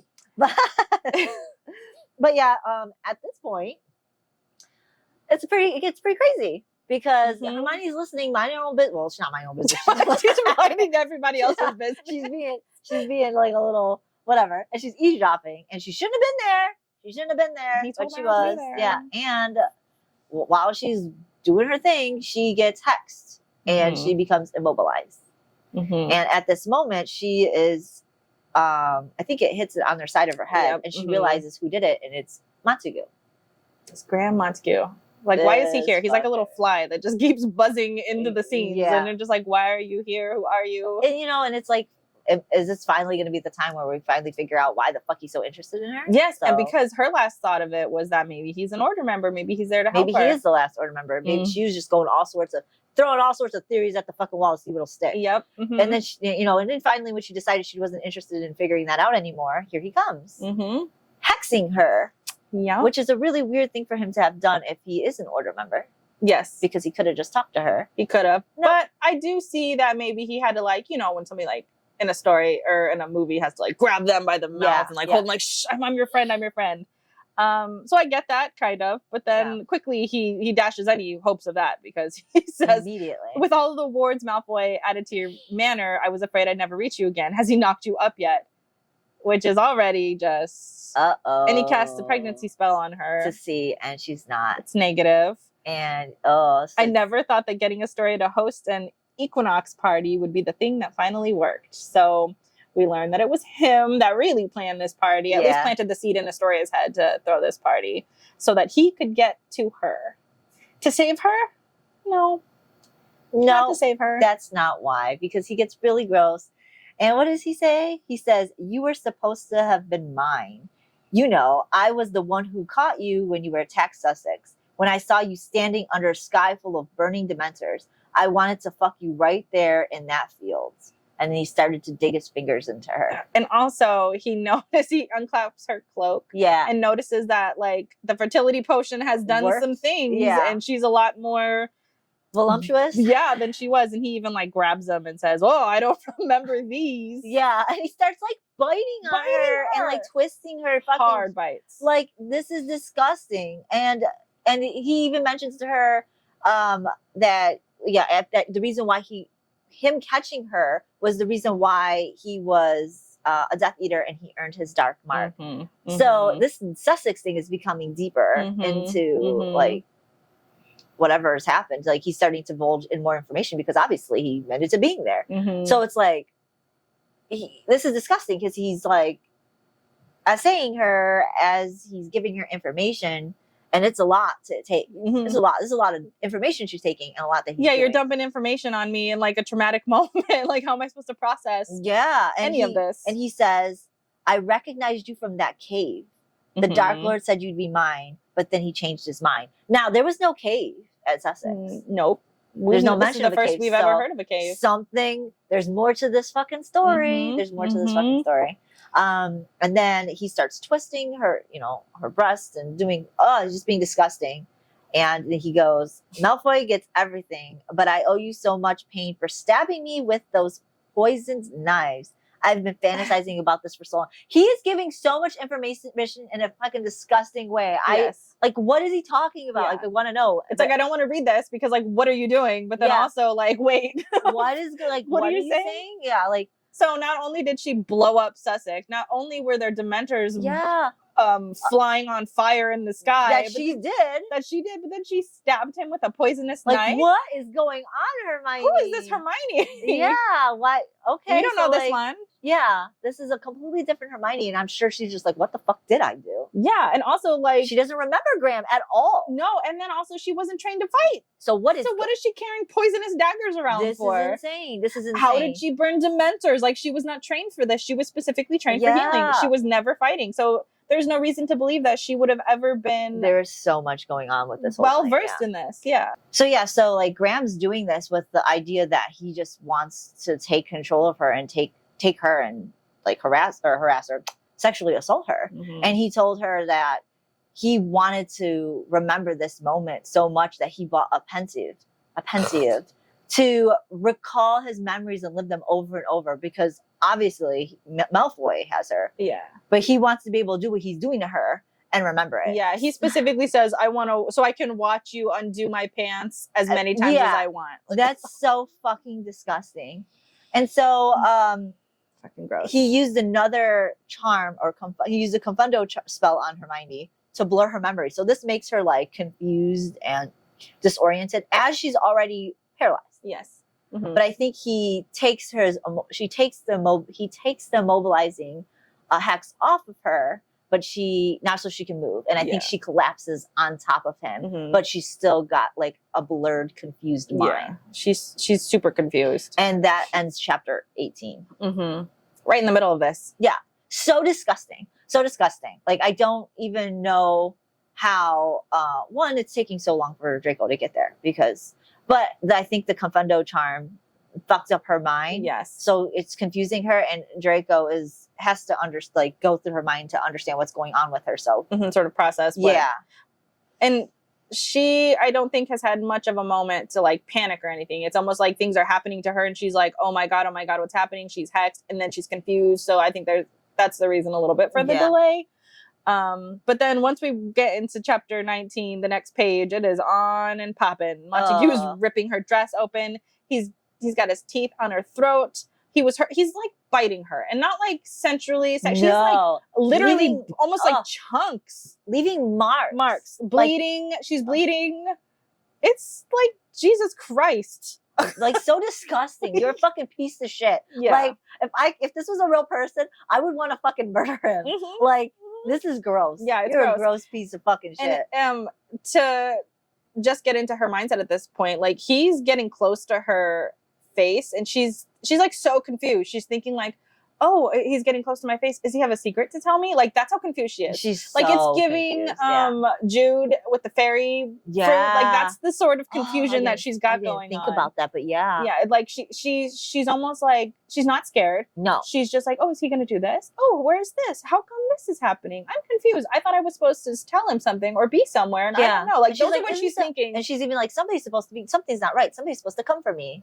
Like, the whole time. Was it supposed to be Montague? I don't remember. Like, those are her thoughts as he's like biting her, and he even like gets fingers inside violently, poking really hard and violently at her. And I think she does try to close her legs, and he just like violently opens them back up, and he starts ripping most of her clothes, and it's just really disgusting. I think at one point he gets her to the ground. Yeah. Oh yeah. When he starts poking the fingers in there, she's on the ground in the gravel, because I think she was sort of close to like the hedge maze is how I pictured where she was, because that's at least where I think so too. Yeah. The walls of the maze would have like blocked him. Now, in Draco's defense, it didn't last that long. Like, he was literally there. Like, there was the biting happened, some fingers. It was very quick. It was quick, and then Draco was there. Yeah. He was on scene, and he ripped Montague off. She just notes that she felt him there 1 minute, was gone the next, and then heard like a cracking sound. Yeah, and Montague was no longer near her. And she turns to see that he has been smashed up against the wall of the manor, and Draco is kicking him violently. So violently that she can hear cracking. Yeah. Blech. And then Draco is just saying, like, how dare you? You think you'd get away with this? And I don't know how Montague is speaking while he's getting kicked, but he says, I assume you didn't mind sharing, seeing the way you let Astoria out to play. The mudblood was supposed to be mine. You cut in line. What a child. He's supposed to be mine. And you I was the one who caught her. She was mine. And then Draco says, she will never be yours, which is, again, just now that I do like. I like this scene. I'm going to say not the sex scene, not the sexual assault scene, but I like when Draco fucking gets there. When Draco gets there, I love everything that happens after. We like a protective Draco, and not even just protect. Like, he is mad. Oh, he's vicious. Oh, it gets worse. It gets better. I know. I love this. Like, I'm like crazed in the eye. I'm like, yes, get this fucker, get him. So yeah, he says that romantic line that she will never be yours. So romantic. And then, he's got him like pinned up against the wall, as I imagine it, and he like slices his belly open and pulls out. Pulls all the intestines out and then holds it. You're like, fucking asshole. Why is this so so funny. Wraps it around. I love it. I love it. And he like holds it up in the glistening light of the moonlight. This you see. He does pretty much. You see this? This shit's gonna happen again. If I ever see you touch her again, I will strangle you with your fucking intestines. Like, what the fuck? This is unhinged Draco. This is so good. I want to pass out from it because I'm like laughing so hard. Like it's making me like, oh, it's so great. So sexy. I don't know what it is. The like level of anger towards what happened. Like this is obviously super protective, Draco. Yeah. Like he sees this going down. I just love all he sees is red. All he sees is fury. Like this is next level. You're literally disemboweled him. I just love that he takes his intestines and like, I'm gonna strangle you with it. Talk to her again. I'm gonna fucking strangle you. That's so like, okay, obviously it's, in my opinion, I want to say it's dramatic, but it's not because of what he's doing to Hermione. But it's like over the top greatness. I wonder why it's so over the top. Like this is just somebody you're supposed to be impregnating and keeping her clean so you can get her memories until you kill her. So like the fact that some dude was just like raping her, it's bad, obviously, but like, does it matter to him? Like, why does it matter so much to this level? Draco? It's one thing, like, if you picked him up and you threw him against the wall, you said your shit to him. And get the fuck out. Yeah. But this is, like, you're bumping it up a lot. You ripped his intestines out, showed it to him, and told him you're going to strangle him with these. Like, oh my God, that's fucking great. Glittered in the moonlight. And let's not forget, there's a party going on. Like, everybody's there seeing this. Everybody is seeing this. And so, like, I think that's when he, like, forces him to go to, I mean, he goes to the hospital, but he's like going away like, yeah, he stumbles away sobbing. He stumbles away sobbing, trying to stuff his intestines back into his stomach. I love it. I mean, Montague, I don't know what the fuck you were thinking you were going to do here. Like, you're I'm like dying over here. It's such a good part. I can't. It is so good. Like, you're at Draco's house. You're at the High Reeves house. Yeah, and you're just going to go take what's his. And you're going to fucking abuse what it. What a fucking idiot. I don't know. Like, I don't know. Does Montague know that he's the High Reeve? Maybe that's why. Because he just says Malfoy the whole time. He doesn't say. Maybe. I guess if he knew that Malfoy was the High Reeve, you would, like, address him better. I don't know. And maybe he's that fucking stupid. Maybe he's so ridiculous with I don't know. He's so obsessed with Hermione at this point that maybe he just didn't give a fuck. Yeah, because that's some stupid shit. God, this is stupid. That's so stupid. It's like that scene from The Kingdom of the Wicked or Cursed when the Lord is like, oh yeah, talking about her mouth right in front of him. Yeah. See what your mouth does on my chicken. Like, why are we doing? This is so stupid. Like, this is next level stupid. Yeah. I don't know what he was thinking here. But you know what? I'm glad that he was stupid enough to do it at Malfoy Manor because we got a good part. We got a good part. But also, like, sorry, I'm still thinking about how stupid this is. But like, you're a couple feet away from them because she was close enough to be eavesdropping on them. Draco. So, Draco was right on the other side. Yeah. He was having a whole conversation. She was literally hearing Draco say, "I'm going to Romania." Yeah. When this was happening. Yes. I need this. First of all, I need his point of view all the time, but I need his point of view in this moment to be like, you're talking, and then you're just like, and you just get up. And you're like, he does that shit. That's probably why he does it all the time. He just probably poofed away. And poofed. He's talking, I'm going to Romania for a couple. He's gone. And then there's just violence. There's just violence everywhere. I love it so much. The party of the fucking century. She threw Astoria really threw that party. Oh, I love it so much. I love that he poofs everywhere in anger. He poofs a little poof. A ball of poop anger. But after he disembowels Montague, he turns to Hermione and he's like, you idiot. Why did you come out tonight? Yeah. And she thinks to herself, Malfoy always comes for me. Because she's still confused at this point. I think that's when he says, what did he do to you? And he took off all the hexes and spells. Yeah. Malfoy always comes to me, comes for me, though. She says that to him. I love that. She whispers, while he's there. And so now that she has all the hexes and stuff off, I think she immediately, writhes in herself. Like, she's just like, oh, man. And then I think that's when he takes her straight to her room and gets her cleaned up. And he starts cleaning her. Yes, he does. And he starts to see all the bruises. The bite marks, it's just so horrible. And he starts, wiping her down and tells her, he's like, I'll have a calming drought and dreamless sleep potion sent up for the next week. and I'll be away because he's not going to be here. He's going to be in Romania. Mm-hmm. So he tells her pretty much to stay in your room. Mm-hmm. I'll make sure potions are delivered to you every day. I love this again, though. I'm always bringing up the duality of Draco, but here he was amazingly vicious. Yeah. 1 second, and then the next he's in the room like delicately cleaning and talking to like, what did he do to you? Like this ability to go from just ripping somebody's entrails out to like gently talking to the victim of like touching her. I love gently. Like I love it. I love that he ripped his intensity and just showed it to him. I love it. Yeah, glistened in the fucking moonlight. Yeah. Blood dripping down. I love it. Yeah, it's quite the scene. I'm here for it. But yeah, he does say, "I'll give you these potions. Stay inside, please. Please don't leave your room." And if she goes out after this, like if she already has agoraphobia from all the other shit, like come on. At this point, can you just stay in your room for a little bit? Like, and I think she learned her lesson. I mean, she learned her lesson, but unfortunately, it didn't matter. I'm sorry, we're laughing to cope through the pain and the trauma. It's like really soon. But this is also like one after another. They hit me with some good ass scenes. Yeah, I love both of these scenes so much. Yeah, and it is because of the aftermath. It is of what happens. And so this poor girl, she is literally like, this is what, like the next day she goes to sleep. She's in her room. Yeah, she has all the potions. She did the dreamless, whatever. She has all the potions, and she's just like. At this time, she's realizing, like, she's thinking back of what the conversations were. She's like, oh man, every girl is a sex slave. They're all being impregnated. What's going to happen to me? I thought, that's when she had these conversations to herself. Oh, I thought everybody was treated like I was. It's like, bitch, whatever. And she's like, is it possible that the High Reeve is the least inhumane, cruel figure in Voldemort's government? Like, that's something crazy. That's a wild thought. And she's like, that didn't occur to me. And she goes, well, maybe rape just isn't his thing. Yeah, I mean, but come on, he's still caring for you.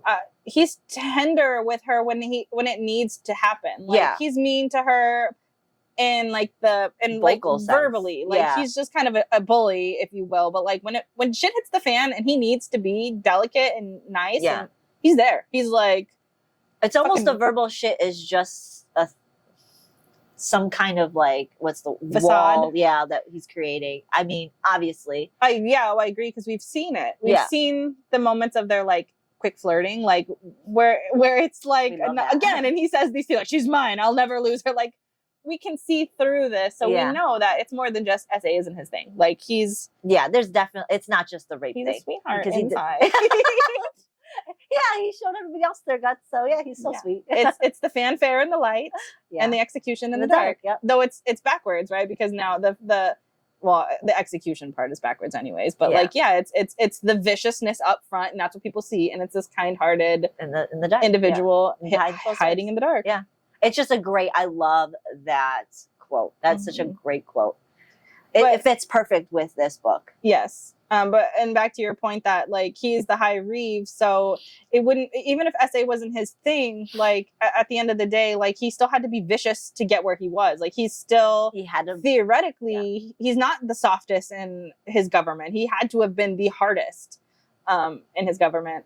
So and that's the thing, is like you could still be hard and tough, but be humane. Like he was not torturing like the other Death Eaters were. Let's make that a point, right? Yeah. Like, real quick. He was just mercy killing. If anything, every time he said he killed somebody, it was either one, they were already on the door, death's door, or they were in his way, meaning they were pretty much just constantly coming at him, and they weren't going to stop. Almost like the Optimist, when they were kept going for suicide, suicide missions. It was like they kept putting themselves in suicide missions and getting in his way. Because if they're already going towards the High Reeve, that's a suicide mission in itself. Yeah. And then also when he was gruesome, he's explained that as he did. Well, I had to be gruesome. I had to string their bodies up because they wouldn't listen unless I did it. And it was after they were already dead. Yes. It wasn't like he strung them up and then tortured them as some of the other Death Eaters did. He killed them,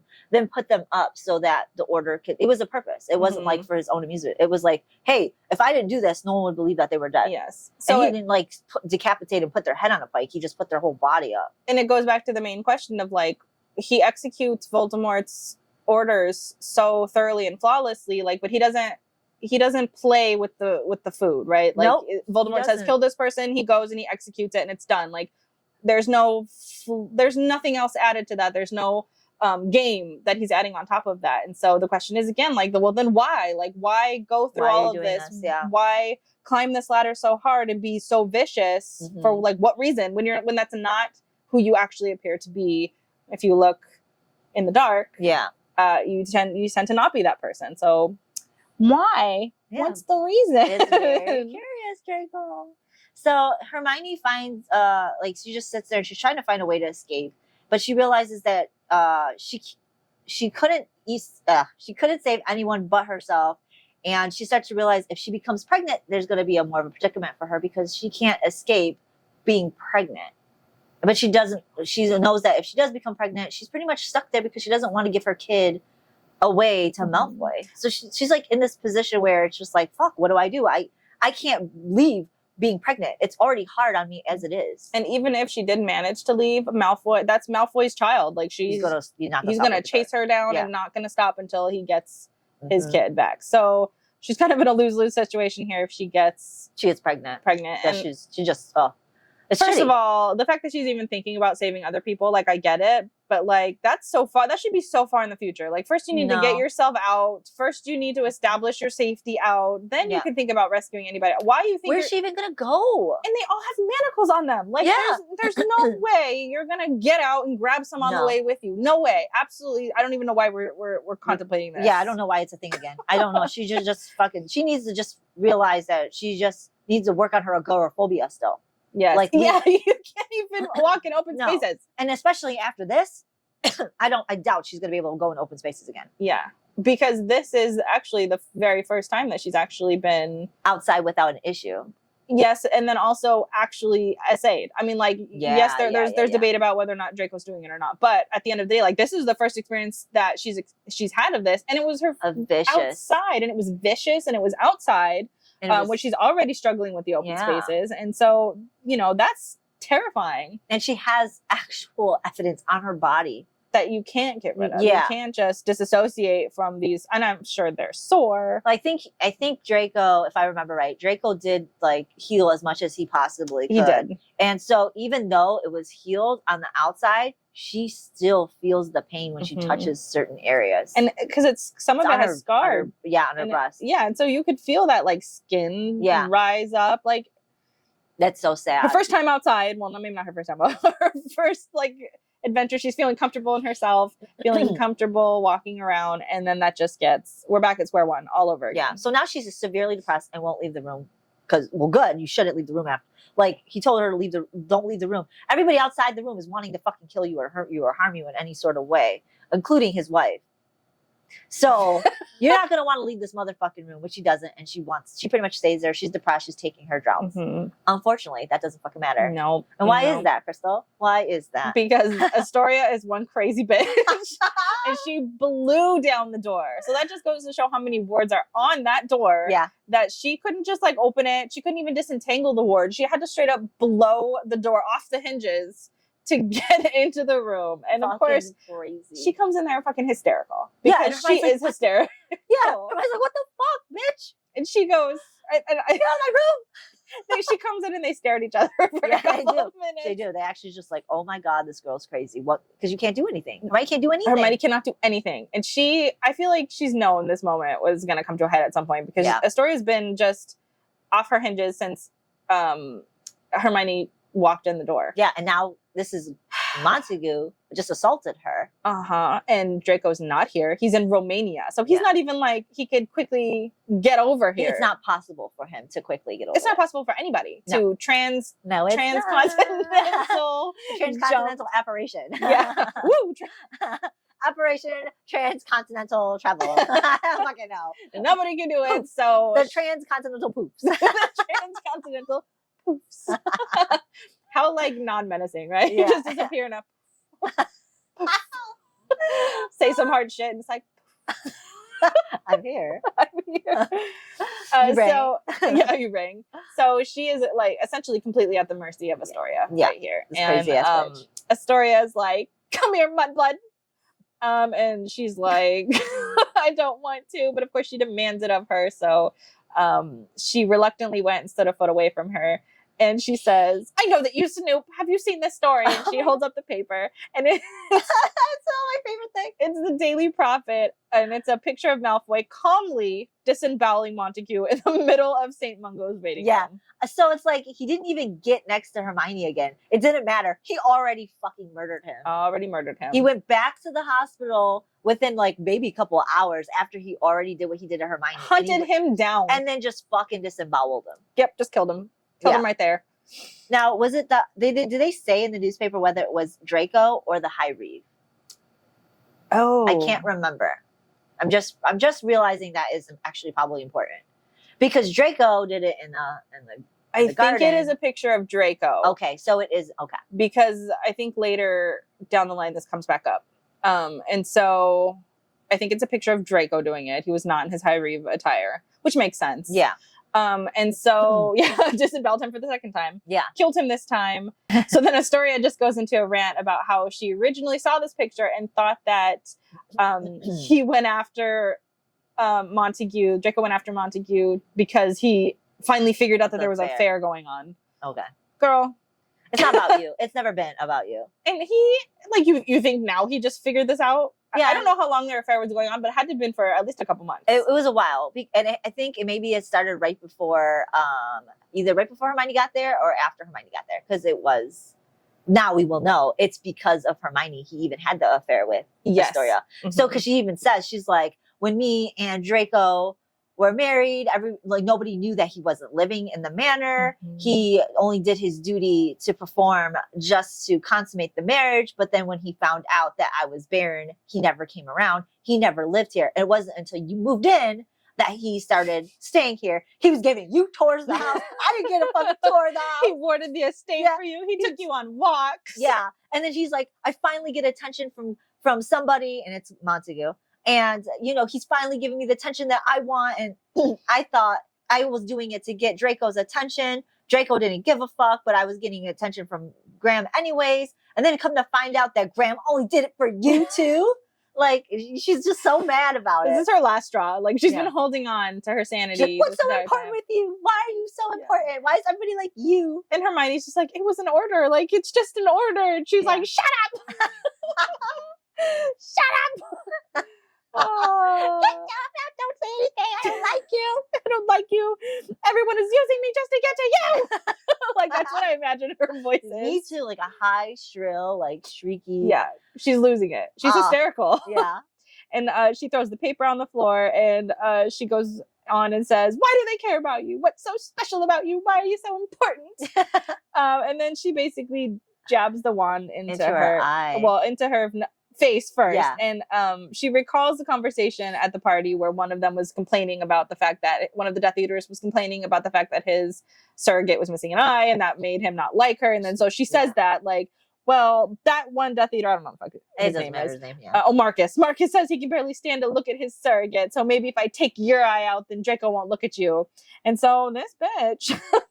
She gets fucking even crazier. She starts taking the tip of her wand and points it to, I can't remember what eye, but points it into like the eye socket, like right up in here. And she starts trying to tilt it out. And Hermione's trying to like move her head, but she can't. I think she hexes her. Yeah. To keep her still. After that. Mm-hmm. And so she hexes her and then grabs her by the face and then just starts pulling the eye out. And she gets really close because Hermione says that she's not able to start seeing. Her vision starts to it pops out. Like for a minute she can see and then 1 minute she can't. And Astoria, I find so funny. She's just like, well, actually, before I say that, Hermione is thinking again, Malfoy will come. Yeah. And then I love Astoria. She said, I hope I'm here when Draco sees you next. Even if he kills me, the satisfaction will be worth it. And then boom! Yeah, a loud fucking crack shakes the whole goddamn house. The house is trembling with the force of this. This part cracks me up because Astoria knows it's Draco, and she's now trying to move. She's like, I'm gonna get this eye out. She's speeding it up.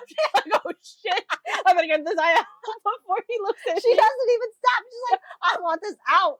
She's like, I want this eye out. She does it with a faster pace and a little like more fucking, what's the word? I guess. And she's like, ah, and he's just like, he like casts her aside. I think Hermione says she hears like a sickening crunch. Yeah. Like she slammed against the wall in a sickening crunch. Oh my God. I love it. This woman is unhinged. She's off her rocker. Could you just, she's grinning too. I can't wait till he fucking sees. And then, can you imagine the shock on her face when she hears, oh, shit.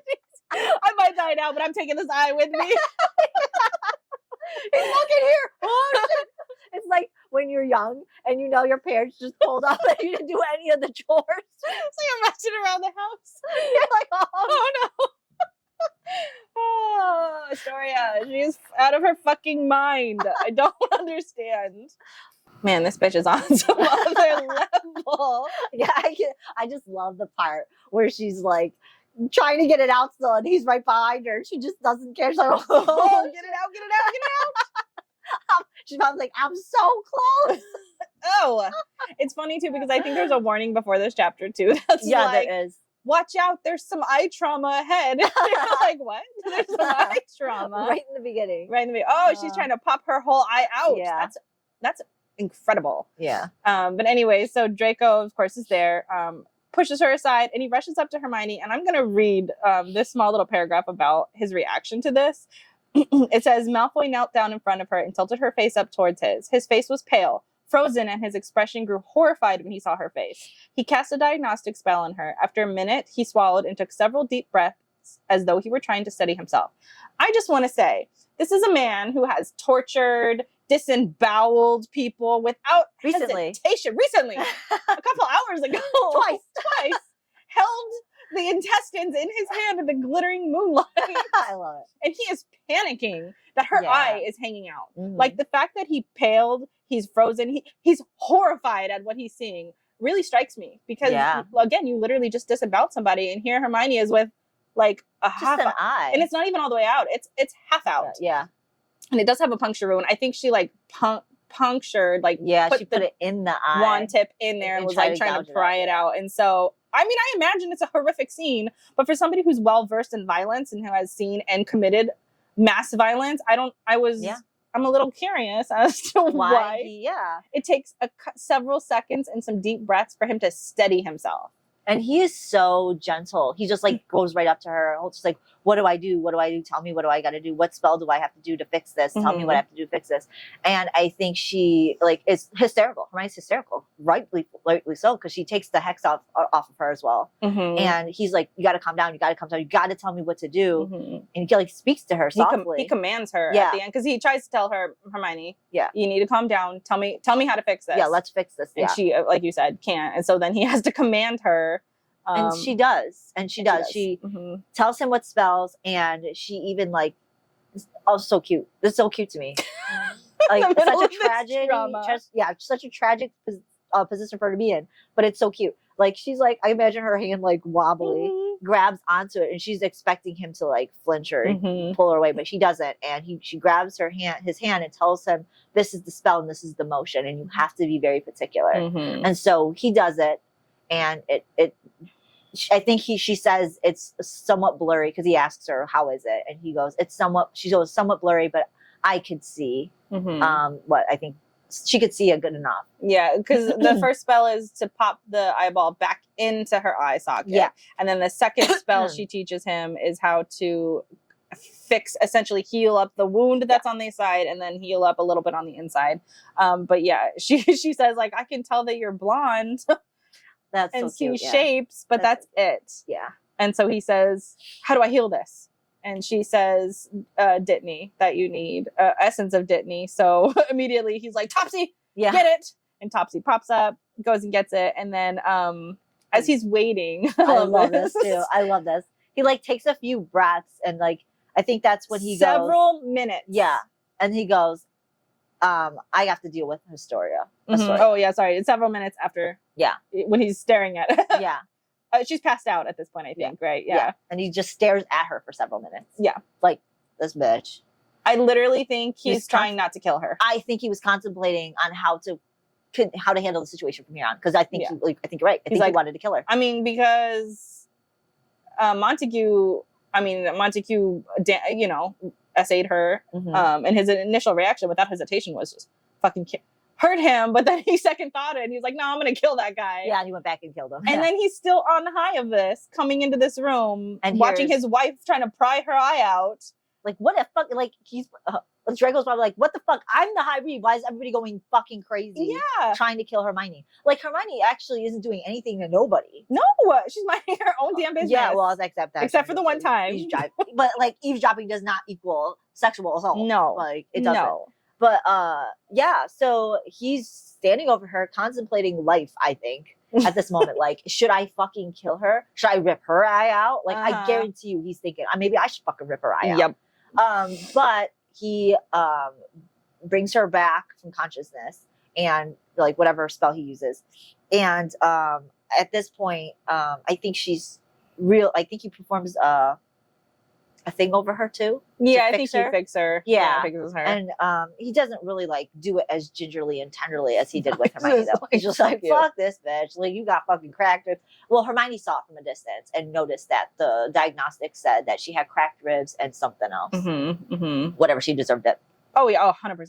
Yeah. And then she gets up and she's like, how did you get here? Yeah. And he's like, bitch, I had to fucking apparate across Europe because of you. You fucking dumbass. Oh my God. Getting away from his actual mission that he's supposed to do. Yes. To come here and babysit the situation. Bitch. Yeah. Yeah. Like, girl. And Hermione, of course, notes, which we already noted, that he shouldn't be able to do that. No.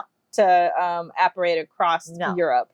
Nobody should be able to. Like, it's not possible. Yeah, and she says he shouldn't be nearly dead from magical exhaustion. And that's the amount of magic it took for him to do that is why the house was trembling, because it was an explosion of magic that he had to summon to do this. And then Astoria, she's never not surprising to me, but she's angry now. She is. You came here for her, not me. Because he said, I came here for you. And because what she was doing. Yeah. And her story's like, no, you didn't come here for me. You came here for her. Like, bitch. You were pulling her eye out. What is wrong with you? Yeah. Like, obviously, he wants nothing to do with you. You have already decided that you don't want anything to do with him. You're fucking around and you're going to be this big of an asshole. Yeah. And this, like, petty and jealous. Like, you came for her, but you didn't come for me. Like, you never come for me. You never noticed me. And he's like, yeah, I did all that because she's the last member of the Order of the Phoenix. And I have specific instructions to take care of her. She is wildly important. She's way more important than you are. She's more important than Montague is. And basically telling her, like, did you know that the Dark Lord sees her every other month? And he looks into her eyes he does ligamency on her and he needs her eyes to do it. Yeah. Which Hermione sort of notes to herself, like, no, you don't. You don't need that. Which I think she tells him later too. Yes. But then I love the quote that he ends with her, and I wish he would have poofed out of here. But he says, I've been willing to overlook your indecent behavior and petty interferences, but do recall that aside from being somewhat decorative, you are useless to me. Yeah, decorative. If you ever go near her again or speak to her or use your status as the lady of this manor to break through any wards, I will kill you. And I'll do it slowly, perhaps over the course of an evening or two. That isn't a threat, it's a promise. Get out of my sight. I love that he says this to her. Yeah, I do too. I love how he said, you will not use your position as lady of the manor to break through the wards. Yeah, I love that because she did. Yeah, she used it because they had that conversation about her unlocking the door where the cage was. Like, Astoria was doing some shady ass shit to kind of like get have Hermione fucked, you know. And so here she is doing the dumbest fucking shit outwardly, and Draco was just like, "I'm done with your shit." And the fact that he is saying that he's going to kill her slowly over an evening or two, when she's terrified. She's terrified, but also like he gave Montague a swift death. For the most part. Like, he didn't drag that shit out, but he's like, I am so sick of your shit that I'm going to slowly kill you over days. I'm going to kill you. And he's just shy of saying, and I will enjoy it. And because he doesn't enjoy a lot. But killing you slowly, Astoria. Yeah. Which is interesting because, and maybe it's a testament to how upset he is in this moment, and the fact that he couldn't rip her head off right now, that he had to wait. But like the fact that he's willing to be way more brutal up against her when, I mean, in comparison to what Montague did was less. Like, Montague was way brutal and he essayed her she just tried to pop her eye out. And so the fact that he wants to get at her more, it's almost a combination of the fact that like the food situation and the like hexing the books, or like all of these things that she's done, just sort of leaving the door open to the manor, like all of these little things that she keeps doing. He's like, I'm so fed up with her shit. I'm gonna torture you to death, bitch. You better stop. Because pretty much she's torturing him. She's doing everything in her power to thwart his plans and his mission and go against everything he's telling her not to do. It's almost like a torture in itself. Yeah. And he's just done with it. Yeah. So he's a little extra done with it, though. I mean, to be honest with you. I mean, I would like, you're a little extra worried that he's torturing your extra than surrogate. a normal, like, So Astoria is really, really terrified, really scared, and she just runs off sobbing and like, and just like as fast as she could get out of there, she does. She's just all upset. Mm-hmm. Yeah, she fled. She fled the scene of the crime. She fled, just like Montague, sobbing and whining. And so Draco came back to Hermione, and just I think he gave her the potion, because I think Topsy got there with the potion. Yes, asked her essentially what's the diagnosis. She says, she says one drop or 2 drops a day or 2 drops every 2 hours or something like that, and that'll be that would fix it. Or you could do 1 drop every hour or something, and that'll be good enough. And he's like, "What's good enough?" Yeah. She's like, "Well, I'll be able to see blurry, but I can see." And he's just like, "Bitch, no." Also, she makes the point to tell him, like, at this point, you don't need my eyes for mind reading. Mm-hmm. Like, you could do it without. And he goes, "It's just a matter of convenience." And then his thumb ghosted lightly on her cheek as he studied her, which that is even not. What was the word I was using? Unnecessarily sexy or something like that, or sweet. Like, this is blatant sweetness right in my face that he's like ghosting her cheekbone with his thumb. He's like, "You poor thing." You poor thing. My poor girl. I'm so sorry. So that's some blatant romance right there. I'm not even trying to hide it at this point. No, he's not. He's straight not. And then she asks him too, after this, how did you manage to apparate from Romania? And he said the ability came compliments of the Dark Lord, although I don't believe he had any idea at the time it was intended as a punishment. It wasn't a curse, it was a ritual, and not one that I feel like discussing. So we don't really go into that. They don't specify this at that moment, no. But it is an important statement that he makes, because, I mean, obviously this ability that the Dark Lord had given him as a punishment has gotten him to be able to do a lot of things that has granted him a lot of power. Yes.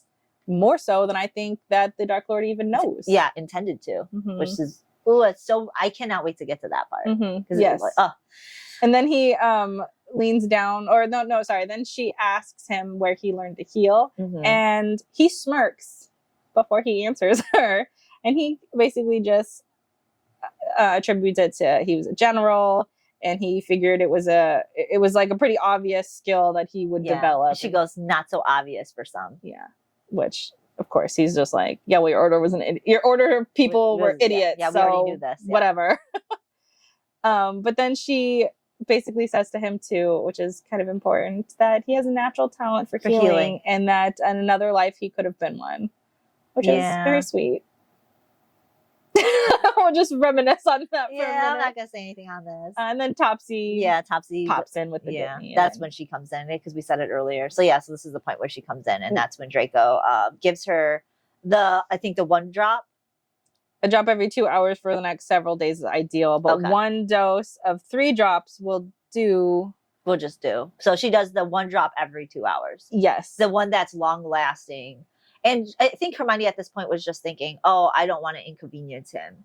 And he's just like, "No, we need to fix this." So he does the longer version, but he sends one of the house elves. He said he will send one of the house elves to come administer it. But he does the 1 drop right now, and then he does the second set too. He comes back 2 hours later. He's going to come back in 2 hours. He says, "I'll see you in 2 hours," pretty much. And that's when he comes back with, I think, a different healer, or is it with Shroud? It just says he comes back with a specialist. Yeah, after the 2 hours. Yeah, because I was like, I knew it can't be Shroud, because this person is like different and pinpoints like their special abilities. Yeah, he's like he's a specialist. Yeah, like an eye specialist, and basically just like praises the work that was done. He said if you would have used any other common spell, the eye would not have been saved. So she's great, but too bad she's a terrorist, is what he says to her. Yeah. And he goes, he tells, I love this part, because he tells Draco, you know, you could have been a healer. He's like, so I've been told. Mm-hmm. And then he makes a comment. He's like, do you think St. Mungo's will still hire me after I murdered someone in their waiting room? Yeah. I was just like, that's because he's so sick of hearing it. He really is. He's so sick of hearing that he could have been a healer when everybody that's saying this, besides Hermione, everybody who's saying this is on the Death Eater Voldemort side. They aren't in the business of healing. Yeah. So he's so fed up with the irony of that bullshit. Yeah. And he's just like, yeah, so I've been told, but like, you guys made me a killer. Yeah.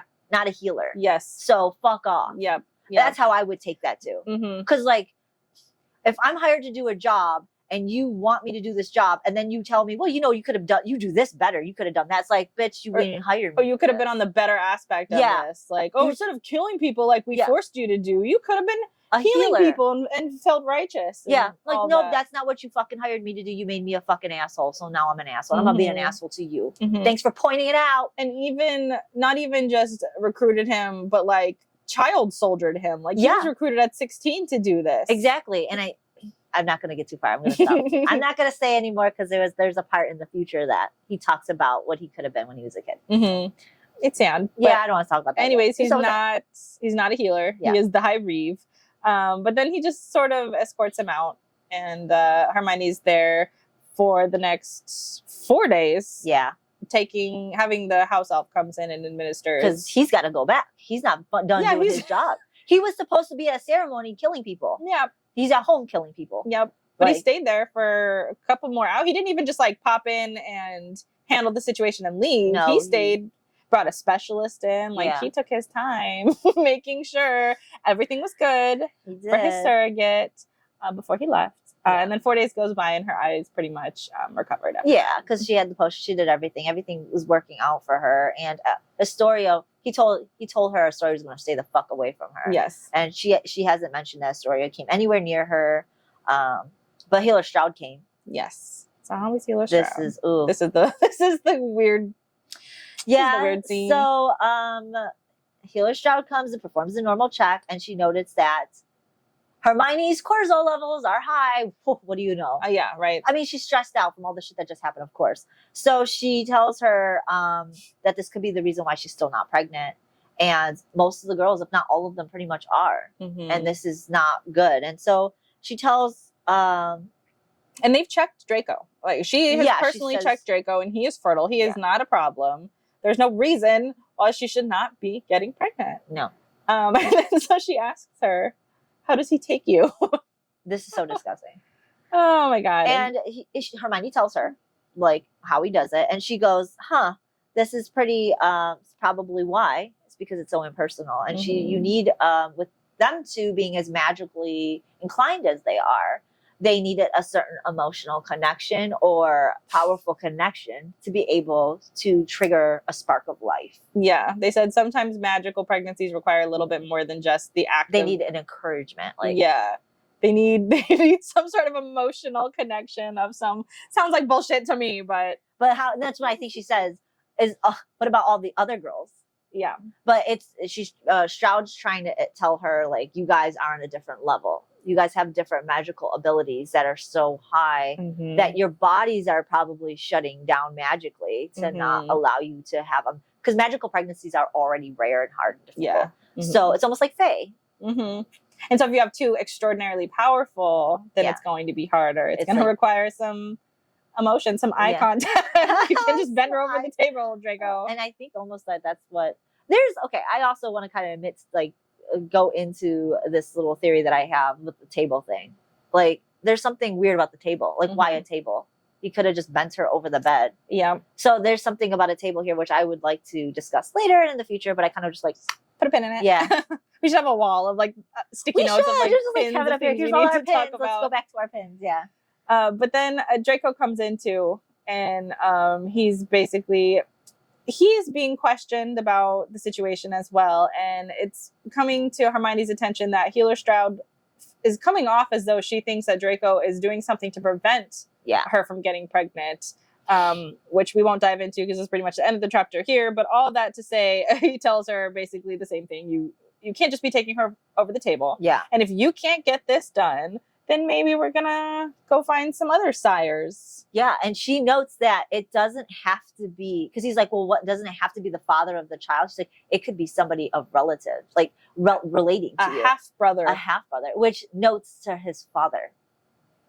Because, so Draco could still perform the mind reading if she was pregnant with Lucius's kid, which would be his sibling. Half sibling. Fucking weird and creepy. And Stroud goes, I don't want to have to do that. Mm-hmm. But if you don't perform the way you need to in order to have a child, I will tell the Dark Lord. Yep. And we'll move on to phase 2. Because it's been 5 months now, I think. Because next month. 5 or 6, something like that. Yeah. Because I think every even month she sees Voldemort. Yeah. So this is the second. She saw him twice, I think, so far. And so this would be the 5th month. Yeah. So I mean, that's half a year in and there's no pregnancy. Yeah. It does look suspicious, but yeah. So big questions looming over next chapter. Yeah. Is Draco purposely not getting Hermione pregnant? And if so, why? And why now is he going? Because I think he said at this point, he acknowledged that Stroud said what she said. And he asked her, is that all? And then they just left. And then he poofed. Yeah, he poofed. He poofed away. Is that it? Yeah. Is that it? Yeah. Is that going to be all? I got to look in her eyes now. The eye I saved. The eye I saved. Yo, that's got to be traumatizing for him Yeah. too. To be like thinking about the eye situation. Because he was horrified. We don't know why he was horrified. Yeah. So like this amount of measure he's been taking to protect Hermione, even though it might be his duty, he's still going above and beyond. And so now, like, he's faced with this idea that she might be sent to somebody else. I don't. Vicious, unhinged dad. Yeah, we haven't even gotten to any of his dad stuff yet. That comes in the future, but we know he's crazy, and he's been just murdering people left and right. He's unhinged. So like, ooh, this is crazy. But yeah, I mean, this is pretty much the end of the last 5 chapters. 16 to 20. Next week we'll be discussing chapters 21 to. I don't know. I think there's a flashback, so it's not really chapter 25. Oh. Is that what is this chapter 20? Yeah. So it's 21 to 25. It dips into a couple of flashback chapters. Yes. So 20, we'll just say 25, but I think somewhere in there is like flashback 1 and flashback 2. So. Okay. Well, we'll see you then next time for the 21 to something. Yeah. We don't know yet. So if you want to check us out, don't forget we're on YouTube, Spotify, Amazon Music, if you want to look at us on other platforms. And we're on Instagram, TikTok, and Facebook as well. So thank you for visiting us, and we'll see you next week. Bye.